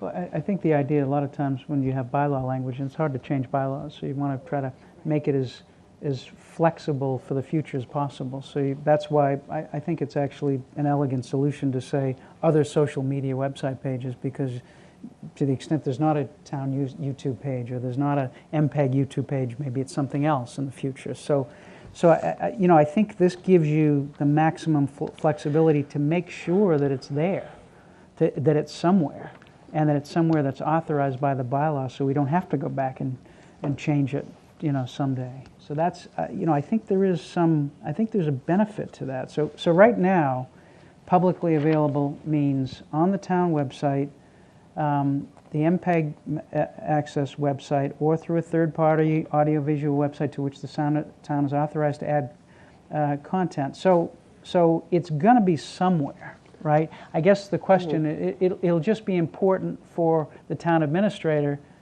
to make sure that everybody knows, to put on the website, well, make sure if you want to see all the meetings posted, here's where it is. Right now, I don't think that you want to be that discreet in a bylaw, right? I mean, that would be something that the town administrator be responsible for, and/or the select board to instruct the town administrator. Ms. Musto. Yeah, I think that's my issue. I just want to make sure that it's somewhere where people know where to find it. And if you're going to have all of these sources, I just want to make sure it's on 1 or 2 sites that people know to go to. Right. That's my problem with it, is that will this actually do that? So it's going to be on the Town of Milton website, the MPEG. MPEG, a third-party website to which we're authorized to add content. I mean, it seems like a No, lot. well, yeah, that's right. Right. So it could be any. So the way I'm reading it is that it can be made publicly available at any one of these sites. Right. Okay. That's right. So not each one of these sites is That's gonna- exactly right. Perfect, That's thank you. exactly right. So it's going to be on the website, town's website, MPEG. It's going to be on a website that we're authorized to add content to, which is broader in case Okay. we don't have in case we run out of room on our website, let's say, right? And that includes, but not as limited to, right? That third-party website. It's going to be a YouTube, town YouTube, MPEG YouTube, or some other social media page, again, to which we're authorized to add content. So this says we're going to have it on the town website, or we're going to have it on the MPEG website, or we're going to have it on some unnamed website in the future that we're authorized to add content to. So I think that kind of catch-all helps us make sure that we have somewhere to put it, right? That's authorized by the bylaw. I think there's a benefit to that. And Ms. Yeah. Musto's concern is that she just wants people to be able to find it. Well, I can't find anything on the YouTube channel right now, Right. so, Yeah. Well, that's it. I mean, you want people to be able to access it if they want to. Right. And I just don't want it to be so confusing, like, oh, we have to go to this site for this one and this one for that. That's what my concern is with this. I think that's really legitimate, Roxanne. But I think that is probably the province of the town administrator and our website Yeah. going. That's Okay. really rather than a bylaw. A bylaw says you got to post this so everyone can have access to it, right? And here are all these ways you can do it. And then it's up to the town administrator and the select board to make sure everybody knows that, right? Okay. To make sure we publicize it. So I think that works. yeah, Okay. I think it works. So are you, That's Okay. what I wanted to know, yes. so if it's okay with you, Mr. Chair? It's okay with me. All right, I'd like to make a motion, I just lost the motion page. I don't think there are motions on that. I think it's a motion To approve the article, to include it on the warrant. to include it on the warrant. To include the article of public recordings on the warrant. I'll second. Motion's been made and seconded. Any further discussion? All those in favor, Ms. Bradley? Yes. Ms. Musto? Yes. Mr. Wells? Yes. And Mr. Zulish, yes. Romanet 5, zoning bylaw amendment requiring mixed use in the Milton Village subdistrict. Is this Mr. Milano or Mr. Zawinski, if he's still with us? Tim dropped off, but he alluded to it, so I just want to describe what the idea of this is the mandatory mixed-use element is something that is now allowed under the guidelines of the MBTA Communities Act, and it is something that is recommended from a planning background, from a planning perspective, the planning board's been interested in it as well in terms of ensuring that there is a mixed-use element in the Milton Village Central Ave subdistricts being proposed. As Tim was describing, there are some trade-offs once you do that, because if you add mixed use to an area, that means overall units that can come out of that area will be reduced, assuming that the first floor is not residential but is commercial. And that is having some downstream effects in terms of the overall density and overall unit capacity of the article that we're looking to have compliance. So he put together a warrant article that would require that mixed use in the Milton Village and Central Ave subdistricts for consideration for inclusion in the warrant to achieve the goals that he's described and the planning board has set out as well. Okay. Comments or questions from members? All right, or motions? Well, I'll make a motion to I'll make a motion to include in the warrant a zoning bylaw amendment for requiring mixed use in the Milton Village subdistrict. I'll second. Second. Motion's been made and seconded. Any further discussion? All those in favor, Ms. Bradley? Yes. Ms. Musto? Yes. Mr. Wells? Yes. And Mr. Zulish, yes. Item 6, which is the local historic district, establishment of a local historic district commission. I don't believe we've voted to have this on the warrant yet. I was in touch with the chair of the planning board because this will require them to do some work. She informed me by email that the planning board did vote in their last meeting, and they are in favor of including this on the warrant in December because, well, I don't remember exactly why she said because, but they voted in favor of including this on the warrant in December.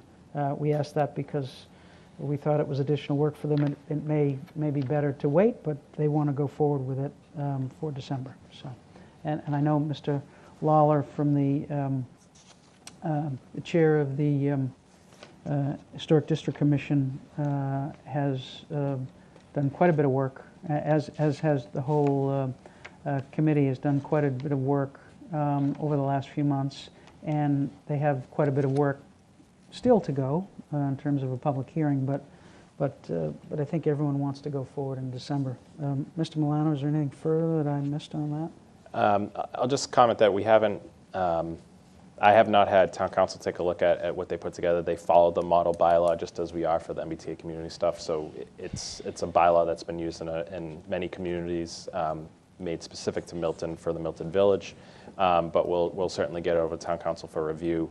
I saw a couple of grammatical stuff that's got to be cleaned up, but for the most part, it follows the standard recommendation from the state. So if the board votes tonight to include on the warrant, we'll get that legal review underway ASAP. So since this is, we want to get these to the warrant committee as soon as possible, I certainly be in favor of, getting this bylaw, given the fact that the local historic commission wants to do it, the planning board wants to do it, I'd be in favor of getting this on the warrant, and then if there are ministerial changes or additional changes, we can always do that later on. So, comments or questions from the members? Mr. Wells. Yep, go ahead, Mr. Wells. Sorry, Mr. Chair, I forgot to Yep. raise my hand. Yep, no, Did no. you make a motion on that? I didn't. Do you want to? I will. I'll make a motion to get to forward this one. Yep. I'll second. Motion's been made and seconded. Any further discussion? Ms. Bradley? I have some personal concerns over this. I just am not sure of I've been reading it, and I can't figure out the area that they're talking about. There's no boundaries that I could find. Oh, I didn't include the map, I'm sorry. I just gave the bylaw language. Their Okay. study report has the map. It's Milton can- Village. Yeah, but what does that mean? No, I understand. I understand. How I far over apologize. does that Yeah. go? Yep. So I'm going to abstain from this, mainly because I just am not, I'm not sold on it. I don't know if it's just the village, like just the small downtown part of it, or if it goes all the way over to, Hayward Photography, or what that looks like for me. And they're going to pick the color of the paint. To me, it seems very, it seems like we are really limiting a lot of things that can happen there. And I am not sure that that's the best use yet. So for me, personally, I will be abstaining because I don't feel comfortable enough with it. Any further discussion? All right. Motion is to include this on the warrant. All those in favor, Ms. Bradley, I'm abstaining. Ms. Musto, Yes. Mr. Wells, Yes. and Mr. Zulish, yes. Okay. We have Roman at 7, other potential articles. We did receive in a citizen's petition. Mr. Milano, do you want to Sure. bring us up to date on that? On Friday, we received a citizen's petition for a warrant article to transfer what is Pope's Pond from Select Board property to the Care, Custody, and Control of the Conservation Commission. Town Clerk Susan Galvin went through the petition that we received, certified the signatures. There were 148 signatures certified, which is in excess of the 100 required for a citizen's petition for a special town meeting. I will note that this transfer of land was approved at town meeting in May as part of Article 31. It did transfer these 41 acres and the map and parcel described in the citizen's petition from Select Board to the Conservation Commission. The one difference is that the one at town meeting in May had a carve out for up to 4 acres that would go to the Board of Park Commissioners, or the Parks and Rec Department, for a playground. That was Peverly Park. There's a CPA feasibility study underway for a playground on the grassy area known as Peverly Park. I did send it over to Town Council to take a look at. Since we just got it Friday, happy to circle back with the board at our next meeting after he's had a chance to take a look at it as well. And we don't need to vote to include this, because if they have the certified signatures, it's included. So, all We can at some point, when we take these up, vote or discuss whether to support it, but I don't know that we need to now. It's actually not specifically on the agenda, so I suggest we don't talk about the substance of it now, just whether we can do that later on. And then I think that's it. Anything else, Mr. Milano, on other potential? Yes, my understanding is the school building committee Yes. met last night to discuss a potential warrant article for additional funding for the school project design process. They have scheduled a meeting for Friday to discuss and potentially vote on a warrant article to bring that to the select board for discussion at the next select board meeting. So, and I can give just a little bit of heads up on that. And the idea is that we will know, I believe on December 14th or thereabout, whether we are selected by the school building authority. If we're selected by the school building authority, we won't need any money in the short term, and there won't be any request for funding. There wouldn't be a need to be a request for funding, but it's not until December.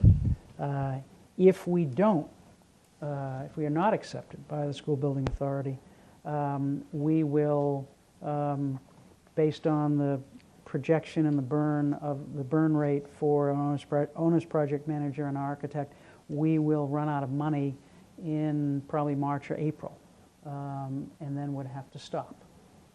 So this, the thought, and the school building committee will discuss this on Friday, the thought maybe is to have an insurance policy and to say to have this appropriation of money subject to not approval or non-approval by the school building authority, so that if we have the school building authority approval, we don't need it. But if we don't have school building authority approval, it would allow the work to continue. So that's the more to come. We'll see what the school building authority, the school building committee decides, recommends on Friday. But that's where that is. Anything else, Mr. Milano? Not that I'm aware of at this time, no. All right. All right, so we have not approved the index and greeting pages yet. We have some language changes, maybe on the Milton, the historic district bylaw, on the MBTA communities bylaw, and pardon me. But other than that, I guess that's where we are right now. So, anything else on item 7? Just the closure of the warrant. Yes, the motion to close the warrant. So I'll make a motion to close the warrant For the for special town meeting. the special town meeting. And then can somebody second it, because I have a question? I'll second. Thank you.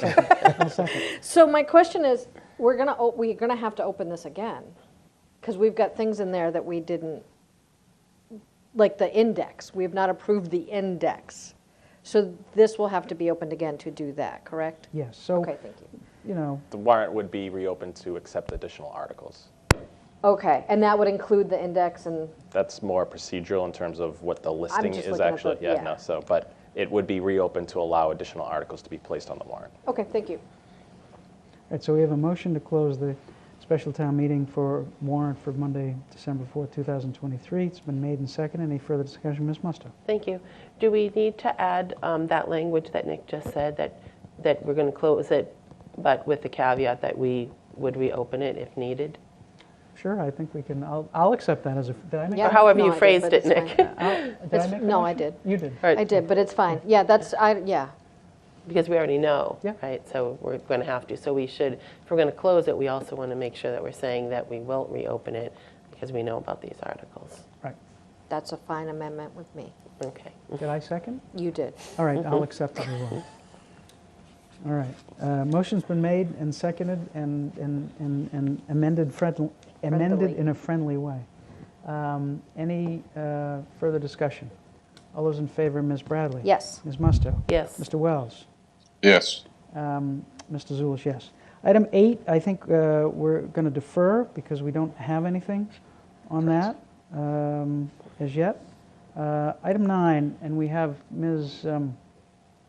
Conlon from the Airplane Noise Advisory Committee who's been waiting patiently. Item 9 is discussion approval recommendation of the Airplane Noise Advisory Committee for a comment letter to the FAA regarding a review of the civil aviation noise policy. We have a, pardon me, a draft letter, and Ms. Conlon, thank you for coming and for waiting. Good evening. And why don't I turn it over to you?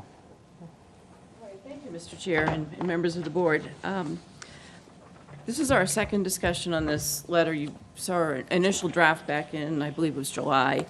This is the first time in several decades that the FAA is revisiting its civil aviation noise policy. So this is a pretty big deal for the aviation community and all of the community groups that have been impacted, like us, by next-gen and concentrated flight paths for over a decade now. So this is a highly technical topic, and I think just to hit it at a high level for the public who's watching, the FAA has a single metric that they use for all circumstances, any decision-making, any planning, and that's known as DNL 65 decibels. DNL is the day-night average sound level, and it's an average, so it doesn't actually reflect the existing conditions on the ground. It's averaged over time. And the town's position, many communities' position for a long time has been that it's not an appropriate measure for overflight communities like ours that are impacted not by operations that are right at the airport or very close to the airport. That's a different category of communities than ours. Ours is called a corridor community or an overflight community because we're under these concentrated flight paths that have been put into place by the FAA and had the result of concentrating traffic. Now, the FAA will say that their goal is to reduce the number of people who are affected by aircraft noise, but the result, as we all know, has been that a smaller number of people are being affected in a very significant way because hundreds of airplanes are flying over them on a daily basis when that particular runway is in use. So today, we've had several hundred airplanes flying over the town since early this morning. So the FAA has solicited comments, and when I looked at the docket today, they had over 3,100 filed to date. Now, a lot of these are from individuals who are submitting their own comments, but many of them are from community organizations, roundtables, cities or towns, industry representatives. So there's a lot of different people who are filing comments. And the letter that we've prepared for you answers some specific questions that are in the request for comments, and also points out some kind of what we think might be one of the many different alternative metrics that could be used as a companion metric, because the FAA distinguishes between a supplemental metric and a companion metric. A supplemental metric would not be taken into account for decision-making. Only a companion metric would be. So we want to be sure that, and we've put this in the letter, that whatever they might come up with for overflight communities would be a companion metric and would actually have some teeth and would be enforced. And the enforcement part was brought out in a letter that Chris Hart forwarded from the Massport Community Advisory Committee over the weekend that you all received a copy of. And one of the points that they made that I thought was good was that this needs to have some teeth. Whatever noise metrics they come up with as an alternative needs to have some enforcement. And they cite some things like penalties for late arrivals or surcharges at the airports that Logan and some of the U.S. airports do not have, but a lot of the European airports have. So the deadline for filing comments is this Friday, September 29th, and it can be submitted online. When I checked the docket today, so far there were only other two select boards in Massachusetts that had filed comments. It's towns of Concord and Bedford that we've provided to you that are close to the Hanscom Air Force Base, so that's what their comments are directed toward. It's possible that there'll be some other communities that are meeting like you this week and would be submitting comment letters. But I thought in particular the Massport CAC's letter was very good. It is not on the docket yet, so I don't think they've submitted it yet unless the FAA just hasn't posted it. But I'm following up with Chris Hart, who is our CAC representative, and we'll get the final version. I think their version that they sent over the weekend was pretty close. And in the package, the letter that's in your package, I made a couple of updates on this today, just mainly to ask whether you'd want to support this MCAC letter. So on page 3, we added a separate paragraph 3 that just really endorses some of the comments, specific comments that are in the CAC letter. So that's really kind of it in a nutshell, but it's actually one other thing I should point out is that the CAC, when they not only provided their own comment letter, but they also put together a form of letter that an individual members of communities might want to consider, and they encouraged that. So it's possible that people who are watching this meeting tonight, although the deadline is 3 days away, it's a pretty good form, and you can fill in some of your own experiences with aircraft noise. And if people are watching, they may want to get in touch with the select board members or the town administrator, and we can provide a copy of that letter. And it could just be filed online. It's pretty easy to file these comment letters. So if anyone is interested in doing that, I might submit a comment letter just as an individual resident of the town. I think it would be helpful if some other people did as well, and the CAC encouraged that. So that's really it in a nutshell. We're recommending an alternative that they consider, and our comments are consistent with what CAC and some other organizations who've submitted comment letters have provided to the FAA. Thank you, Ms. Conlon. Comments or questions from the members? Ms. Go ahead. Ms. Bradley. Mine is just very quick. First of all, thank you so much to you and all the other volunteers that put this together. This is a very comprehensive letter. I wanted to personally thank you for putting in a section about the schools. I watched them go over Glover and Pierce, because I live right there, constantly. So I just wanted to say thank you for putting that in. It was something that didn't even cross my mind that we should put that in, so I just want to applaud you or whomever suggested that. I think the letters are great, and I am all for it, and I love the fact that we can submit letters as individuals. I think that's something that's really important. They only fly over my house, not as much as other folks in town, but if I'm made aware of this template, I'm sure I can bust out a letter pretty quickly. So thank you for that. And I don't know if Mr. Milano will have it up on our website or the best way for us to get a hold of it, because I would be more than happy to also send a letter. So thank you for that, Ms. Conlon. Thank you. Ms. Musto. Thank you. Well, one of the questions I had was how would we access it, so you just got that answered. Thank you. I thought the letter was very good and very comprehensive. I asked, there's a couple of things I wanted to mention. I know that section you put in about the schools and everything, I thought that was quite good. I'm also wondering, I think it just said high schools and elementary schools, but we also have, we have the college in town, right? We have Curry. And then we have a lot of,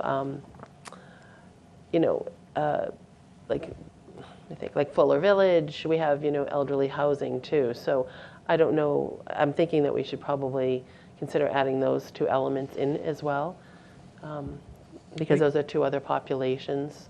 We could certainly add them. That paragraph really just talks about some of the complaints that people have, and one of the things that the FAA representatives have said in their webinars is that it's helpful to them to hear what the effects on people are, and of course they have a lot of information already, and they have not only from Milton but from communities around the country. So we can make that paragraph as detailed as we want it to be. So if you'd like to add in senior housing, college, we can certainly add that to that sentence. I think that would be helpful. Those are different populations in the town. The other thing in the letter, it's mentioned, further in it mentioned about the 27 departures, which those are very loud. But I didn't see it at the beginning, so I'm wondering if it should be in the beginning as well. I forget what, let me just see if I wrote the page. Maybe 13 or something. Something about the 27s, yeah. Under the B, it mentions about the departures from runway 27 at Logan. What page is that? 13. It's about halfway down. Yeah, I know 27 is mentioned in here, and those, Right. They're not, again, these comments are going to the FAA, and they're not looking at specific airports or runways. They're focused on the big concept of noise and what makes sense for overflight communities. So I've mentioned we've mentioned 4R and 4L and 27 in here in different places, but we can add 27 in any additional places that you'd like to.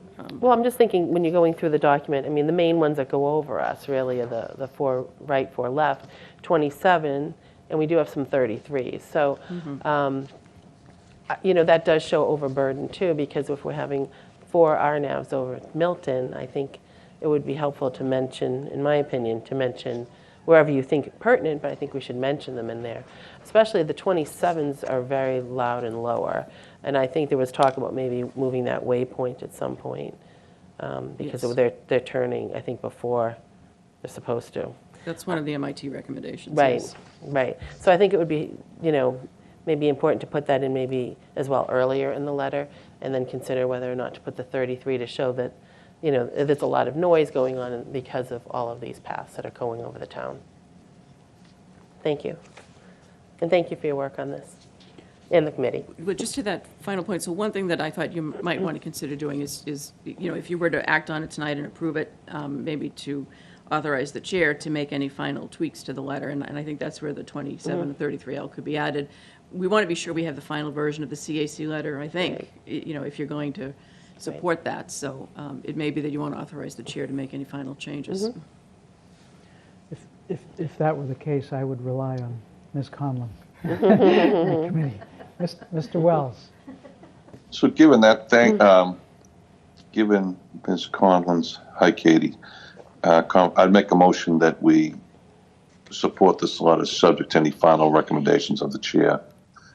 And that would be my motion at this point. I'll second. Motion's been made and seconded. The only thing I would suggest, just for ease of administration, is to change the signature page or the last page to just, we've been signing, in part because Mr. Zoll is unavailable too. I've been just signing on behalf of the board and then listing. Fine with that. Listing the names. And I'll amend my motion to allow the chair to sign on behalf of the board. Okay. Is that all right? I'll second. Motion's been made and seconded. Thank you, Richard. And so, with the goal of, we have to file by Friday, so tomorrow's Wednesday, so we'll have to, have this done tomorrow, really, because we want to get it out probably Thursday, right, Katie? Yes, Yeah. and Mr. Napoli mentioned the signature block changes, so that's easy enough for us to fix. But, I think she would probably submit it online, so it could be done Wednesday, Thursday, or Friday. Okay. You may want to consider sending an overnight copy as well, but I think that's filing right. it online is how most people have been submitting it. Okay.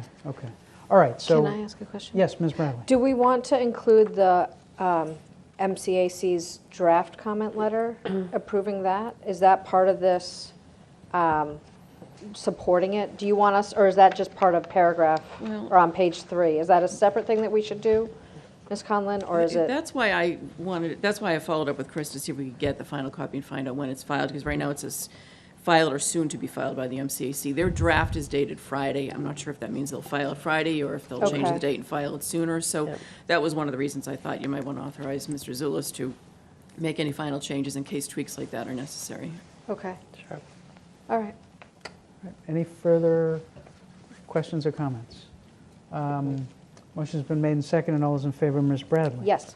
Ms. Musto? Yes. Mr. Wells? Yes. And Mr. Zulish, yes. Thank you, Katie. So we'll be in touch over the next couple of days. Thank you very much. We'll be happy to help get it filed. Thank you. And thank you to Mr. Napoli for all of her help for our committee, and to my colleagues on the airplane committee, all of whom did a lot of work on this. Really fantastic Thank work. you. It's really fantastic work. So Thank you. Thank Have you. a good night. All right, item 10, discussion update, Select Board Finance Committee. Ms. Bradley. We had a meeting on Friday, the day before Mr. Zoll got married. It was a really good meeting. We talked about the FY23 closeout, which Mr. Milano has already alluded to. The wood chipper that is going to be needed, which again he's already alluded to. One of the interesting things that we did discuss, because Mr. Milano has done yeoman's work with Amy, and I don't even know who else on your staff, or you pulled from the town. They put together a 5-year budget, and it's a projected budget over 5 years. it was really interesting to see. And as Mr. Zoll said, and he would say again today if he was here, is that we basically have three choices moving forward. We can either continue to have an override every roughly 3 to 4 years, we can completely gut our services, or we're going to have to talk about how to improve our revenue base. Right now, we're 96% residential revenue, and Mr. Milano informed us of a state grant that I'm now going to turn it over to him to explain a little bit more because I don't know enough about it. Sure. We have the opportunity to access an earmark through the economic development package from last year for economic development money, basically economic development broadly. So there's no limitations beyond that. So I'll let you take it from where the conversation went from there. So we had talked about putting together a group to discuss this type of economic development, what the scope of work would look like, kind of just, what direction does the town want to go in? Well, I don't even, basically what we are looking at, and this is just a rounding number, is like $20 million in negative in 5 years. It's a pretty big number to me. I don't have any money trees that can furnish that, sorry. But it's definitely something that I think that we need to start having a conversation about what we do as a town and what we want to do as a town. And I don't have a dog in the fight about what that looks like. I just know that if we keep doing overrides, will price me out of it. I don't even know that I can continue to do that as a single mom living in town. It's, your property taxes get to be a point where it's a lot. So this was an opportunity where it wouldn't cost the town anything. We could tap into this earmark and just start talking about it. So it's something that we're going to have a meeting. I feel like it's October 11th, but I might be wrong. Sorry. It is. Okay, it's October 11th. And we're going to talk more about what that looks like, and we'll bring it back to the select board to have that conversation. So, but just know that we're starting to percolate about things. There's nothing else in there but some Sanka and some hot water, and nothing has really started yet. So, so that's one piece of it. The other thing is that we went over the OPEB policy and other financial policies due to the fact that we've I'm going to say this incorrectly, so Mr. Milano, please help me, that we have fully funded the pension. Thank you, the pension.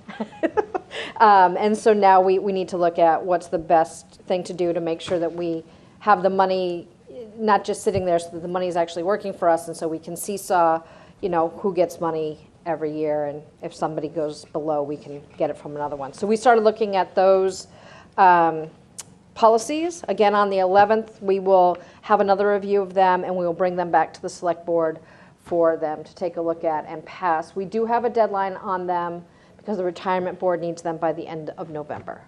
So, so we're looking to get them on the agendas for October. So that's my update. Am I missing anything? Nope, I think that covers it. Comments or questions from the members? I will observe, I believe our policy was envisioning the pension being fully funded in 2026.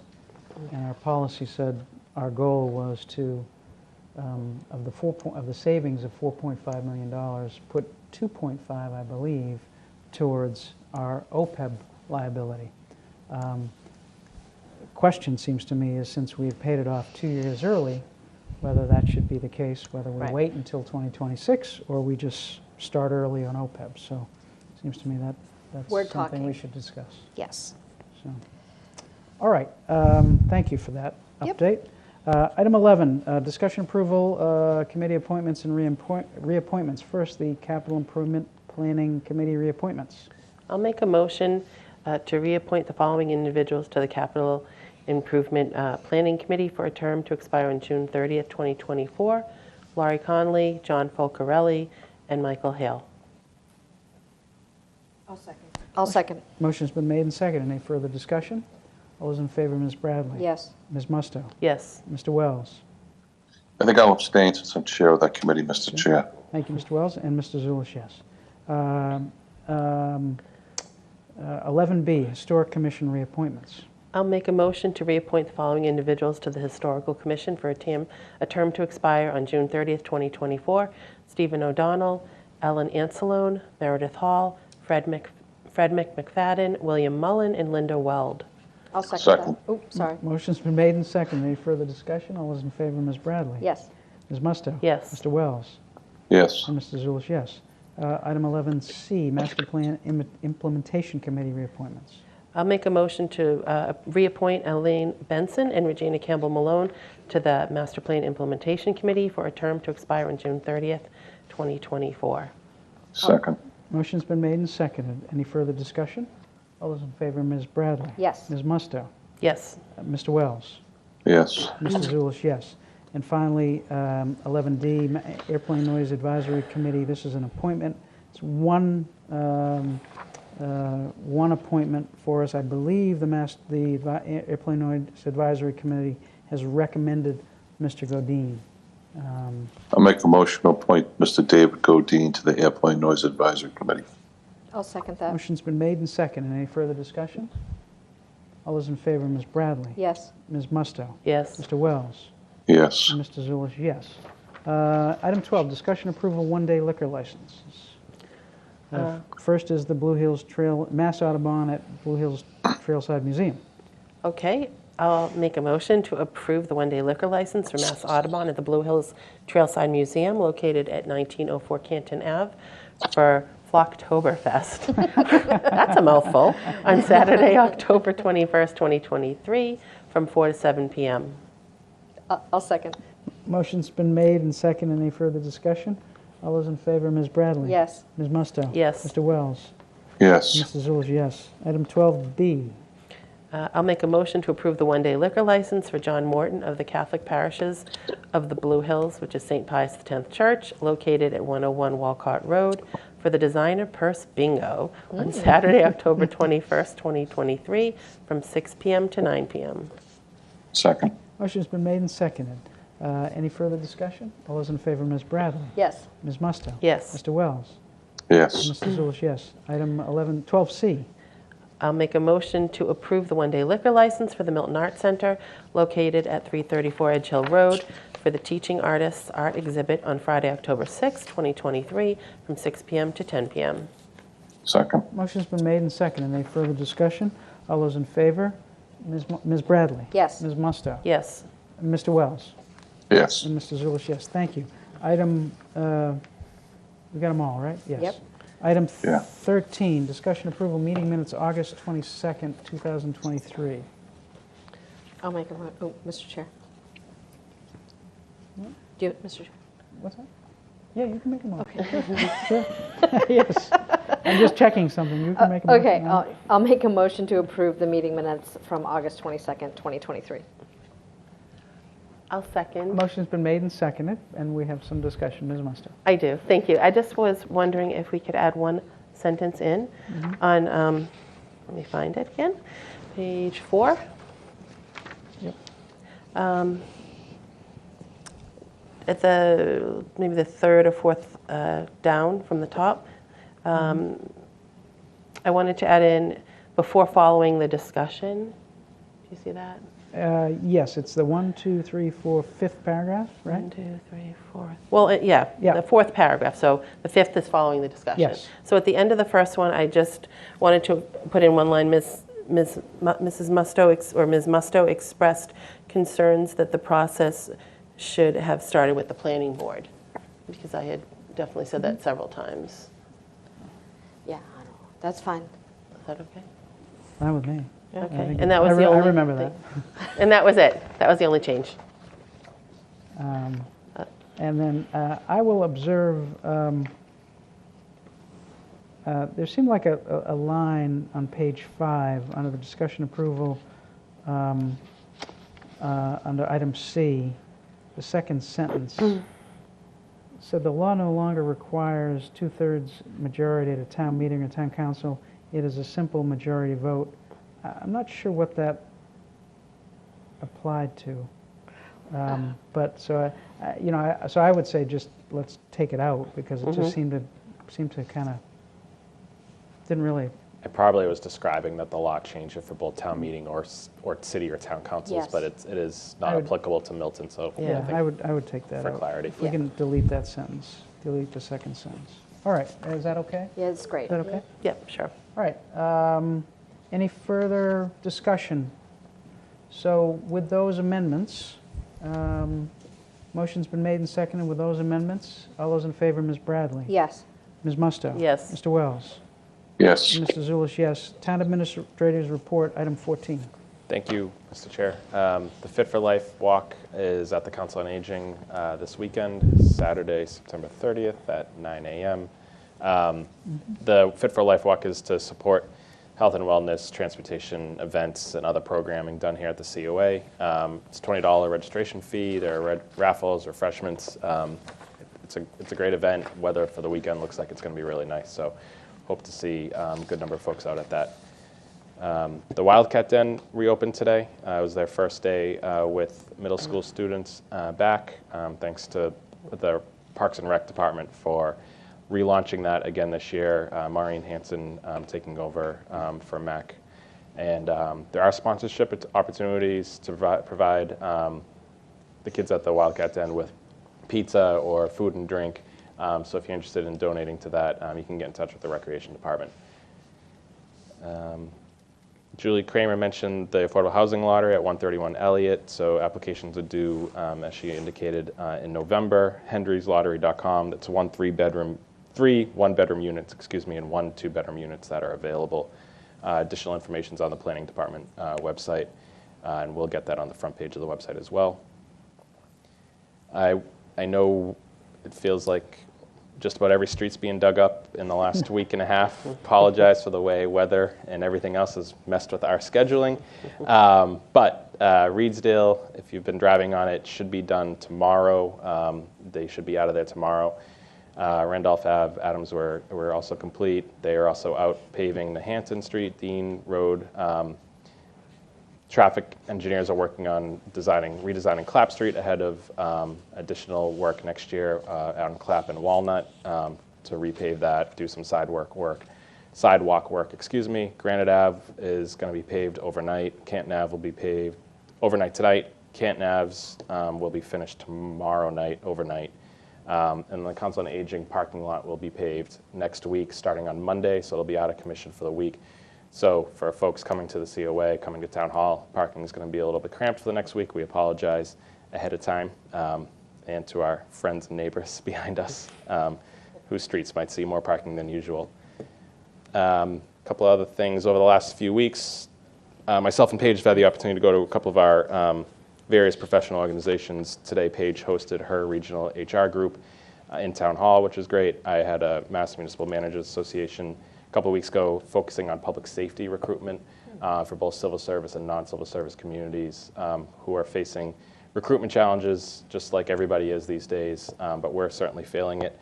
The cadet program at Milton Police, which is a great program, is accepting applications. We sent out a blast on our website about that last week, so if you know anybody interested, please encourage them to sign up, especially through the civil service system that gives folks a leg up if you're coming out as a cadet. We just completed a series of 4 trainings with staff and employees in Town Hall over the last several weeks, so we continue in our DEI efforts there. And then lastly, just to take a moment to talk about the Mattapan line shutdown that's coming up in October 14th to the 29th. We had a meeting with the MBTA earlier yesterday, and they're planning for 24 hours a day crews working on 2 shifts. There'll be multiple crews working throughout the Mattapan line, so folks will see people working at all hours. They're focusing on improvements to the rail bed to get rid of some of the speed restrictions that are affecting the Mattapan line, as well as the line between JFK and Ashmont and JFK. Shuttle buses will be running throughout that time. It will be 1 seat all the way into Boston, all the way to JFK, Folks who get on the line for the Mattapan line won't have to then switch to a different bus at Ashmont. You'll be able to stay on the same bus. They're doing work on the pedestrian crossings at Milton Station, at Valley Road. The most impact that we will see here will be on Capon Street due to track work on Ashmont and at Mattapan Station.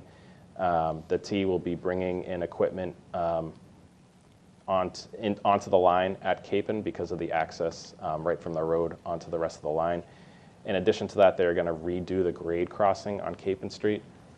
This will mean just completely ripping out what is there at the grade crossing and replacing it. As anybody knows that's gone over that road and also the grade crossing, it has seen much better days, probably many years ago. That'll be 4 to 7 days of work itself, just doing the grade crossing at Capon. Chase Berkeley, DPW director, is having a follow-up meeting with the T on Thursday to go over Capon directly. We've certainly been reaching out to them in terms of making sure that they're doing enough public information. They've indicated that they'll be out publicly letting folks know of the disruptions, and we're pushing them for, hopefully maybe we can get some paving out of it, but I'll keep you updated in terms of what the T commits to doing and not doing on Capon. The Neponset Trail should not be impacted. There might be some truck crossings over near Butler, but otherwise the trail should remain open for the duration of the project. So it's going to be a long 16 days, but we will start getting this information out to folks, so I wanted to provide that update. Thank you, Mr. Milano. Chair's report, just two things briefly. One is Milton Glows Gold, I believe, is going to be coming to an end, so get your jumping jacks and contributions and all you can in, so we can have as much benefit as possible to Milton Glows Gold. And two, I think we have a date for our staff appreciation lunch, and the intention is to have the staff and all elected officials have the opportunity to get together. But you have the details on that, Mr. Milano? Yes, Wednesday, October 11th, 11:30 to 1:30 here at the Council on Aging.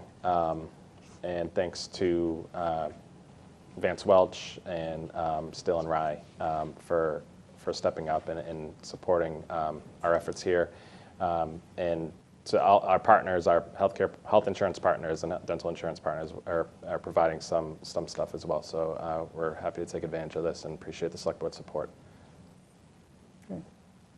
All right. Item 17, future meeting dates. We have the 10th and the 24th. Anything on that? The only thing I was going to say, Mr. Chair, is that I obviously will not be here on the 10th, but I am available on the 12th, which is that Thursday evening, if need be. I'm just putting that out there in the universe because I don't have class that night. All right. Well, I hesitate to change a date of a meeting without Mr.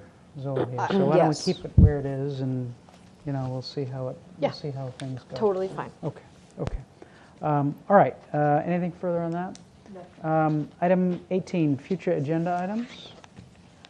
Anything on that? Ms. Bradley. Thank you. Last time we met, I asked for an update on the turf field, Oh. Yeah. and I still would like an update on the turf field. Many parents have paid for athletic fees, and their children are not able to practice because the fields have been closed, I don't know, in the last week, probably 5 times, if not 6. So it's just getting to be backed up, and I'm curious as to everybody's paying these monies and what's going on with the other turf field. So Maybe we can have someone from the Parks that would Department. be great. I just don't know what's going on with it. It's with Conservation Commission presently for. Yeah, but what's the, review. like, I don't know what the next steps are, how This long before is we the can make last this happen. step. I just, we gotta, Yeah. thanks. Yep. And maybe we can have someone from Parks talk about the process. Mr. Wells. I just was going to comment the same as what Nick. It's still tied up in the Concon. They're doing. And tell me if I go off on this, Nick, because I talk to Kevin pretty frequently about it.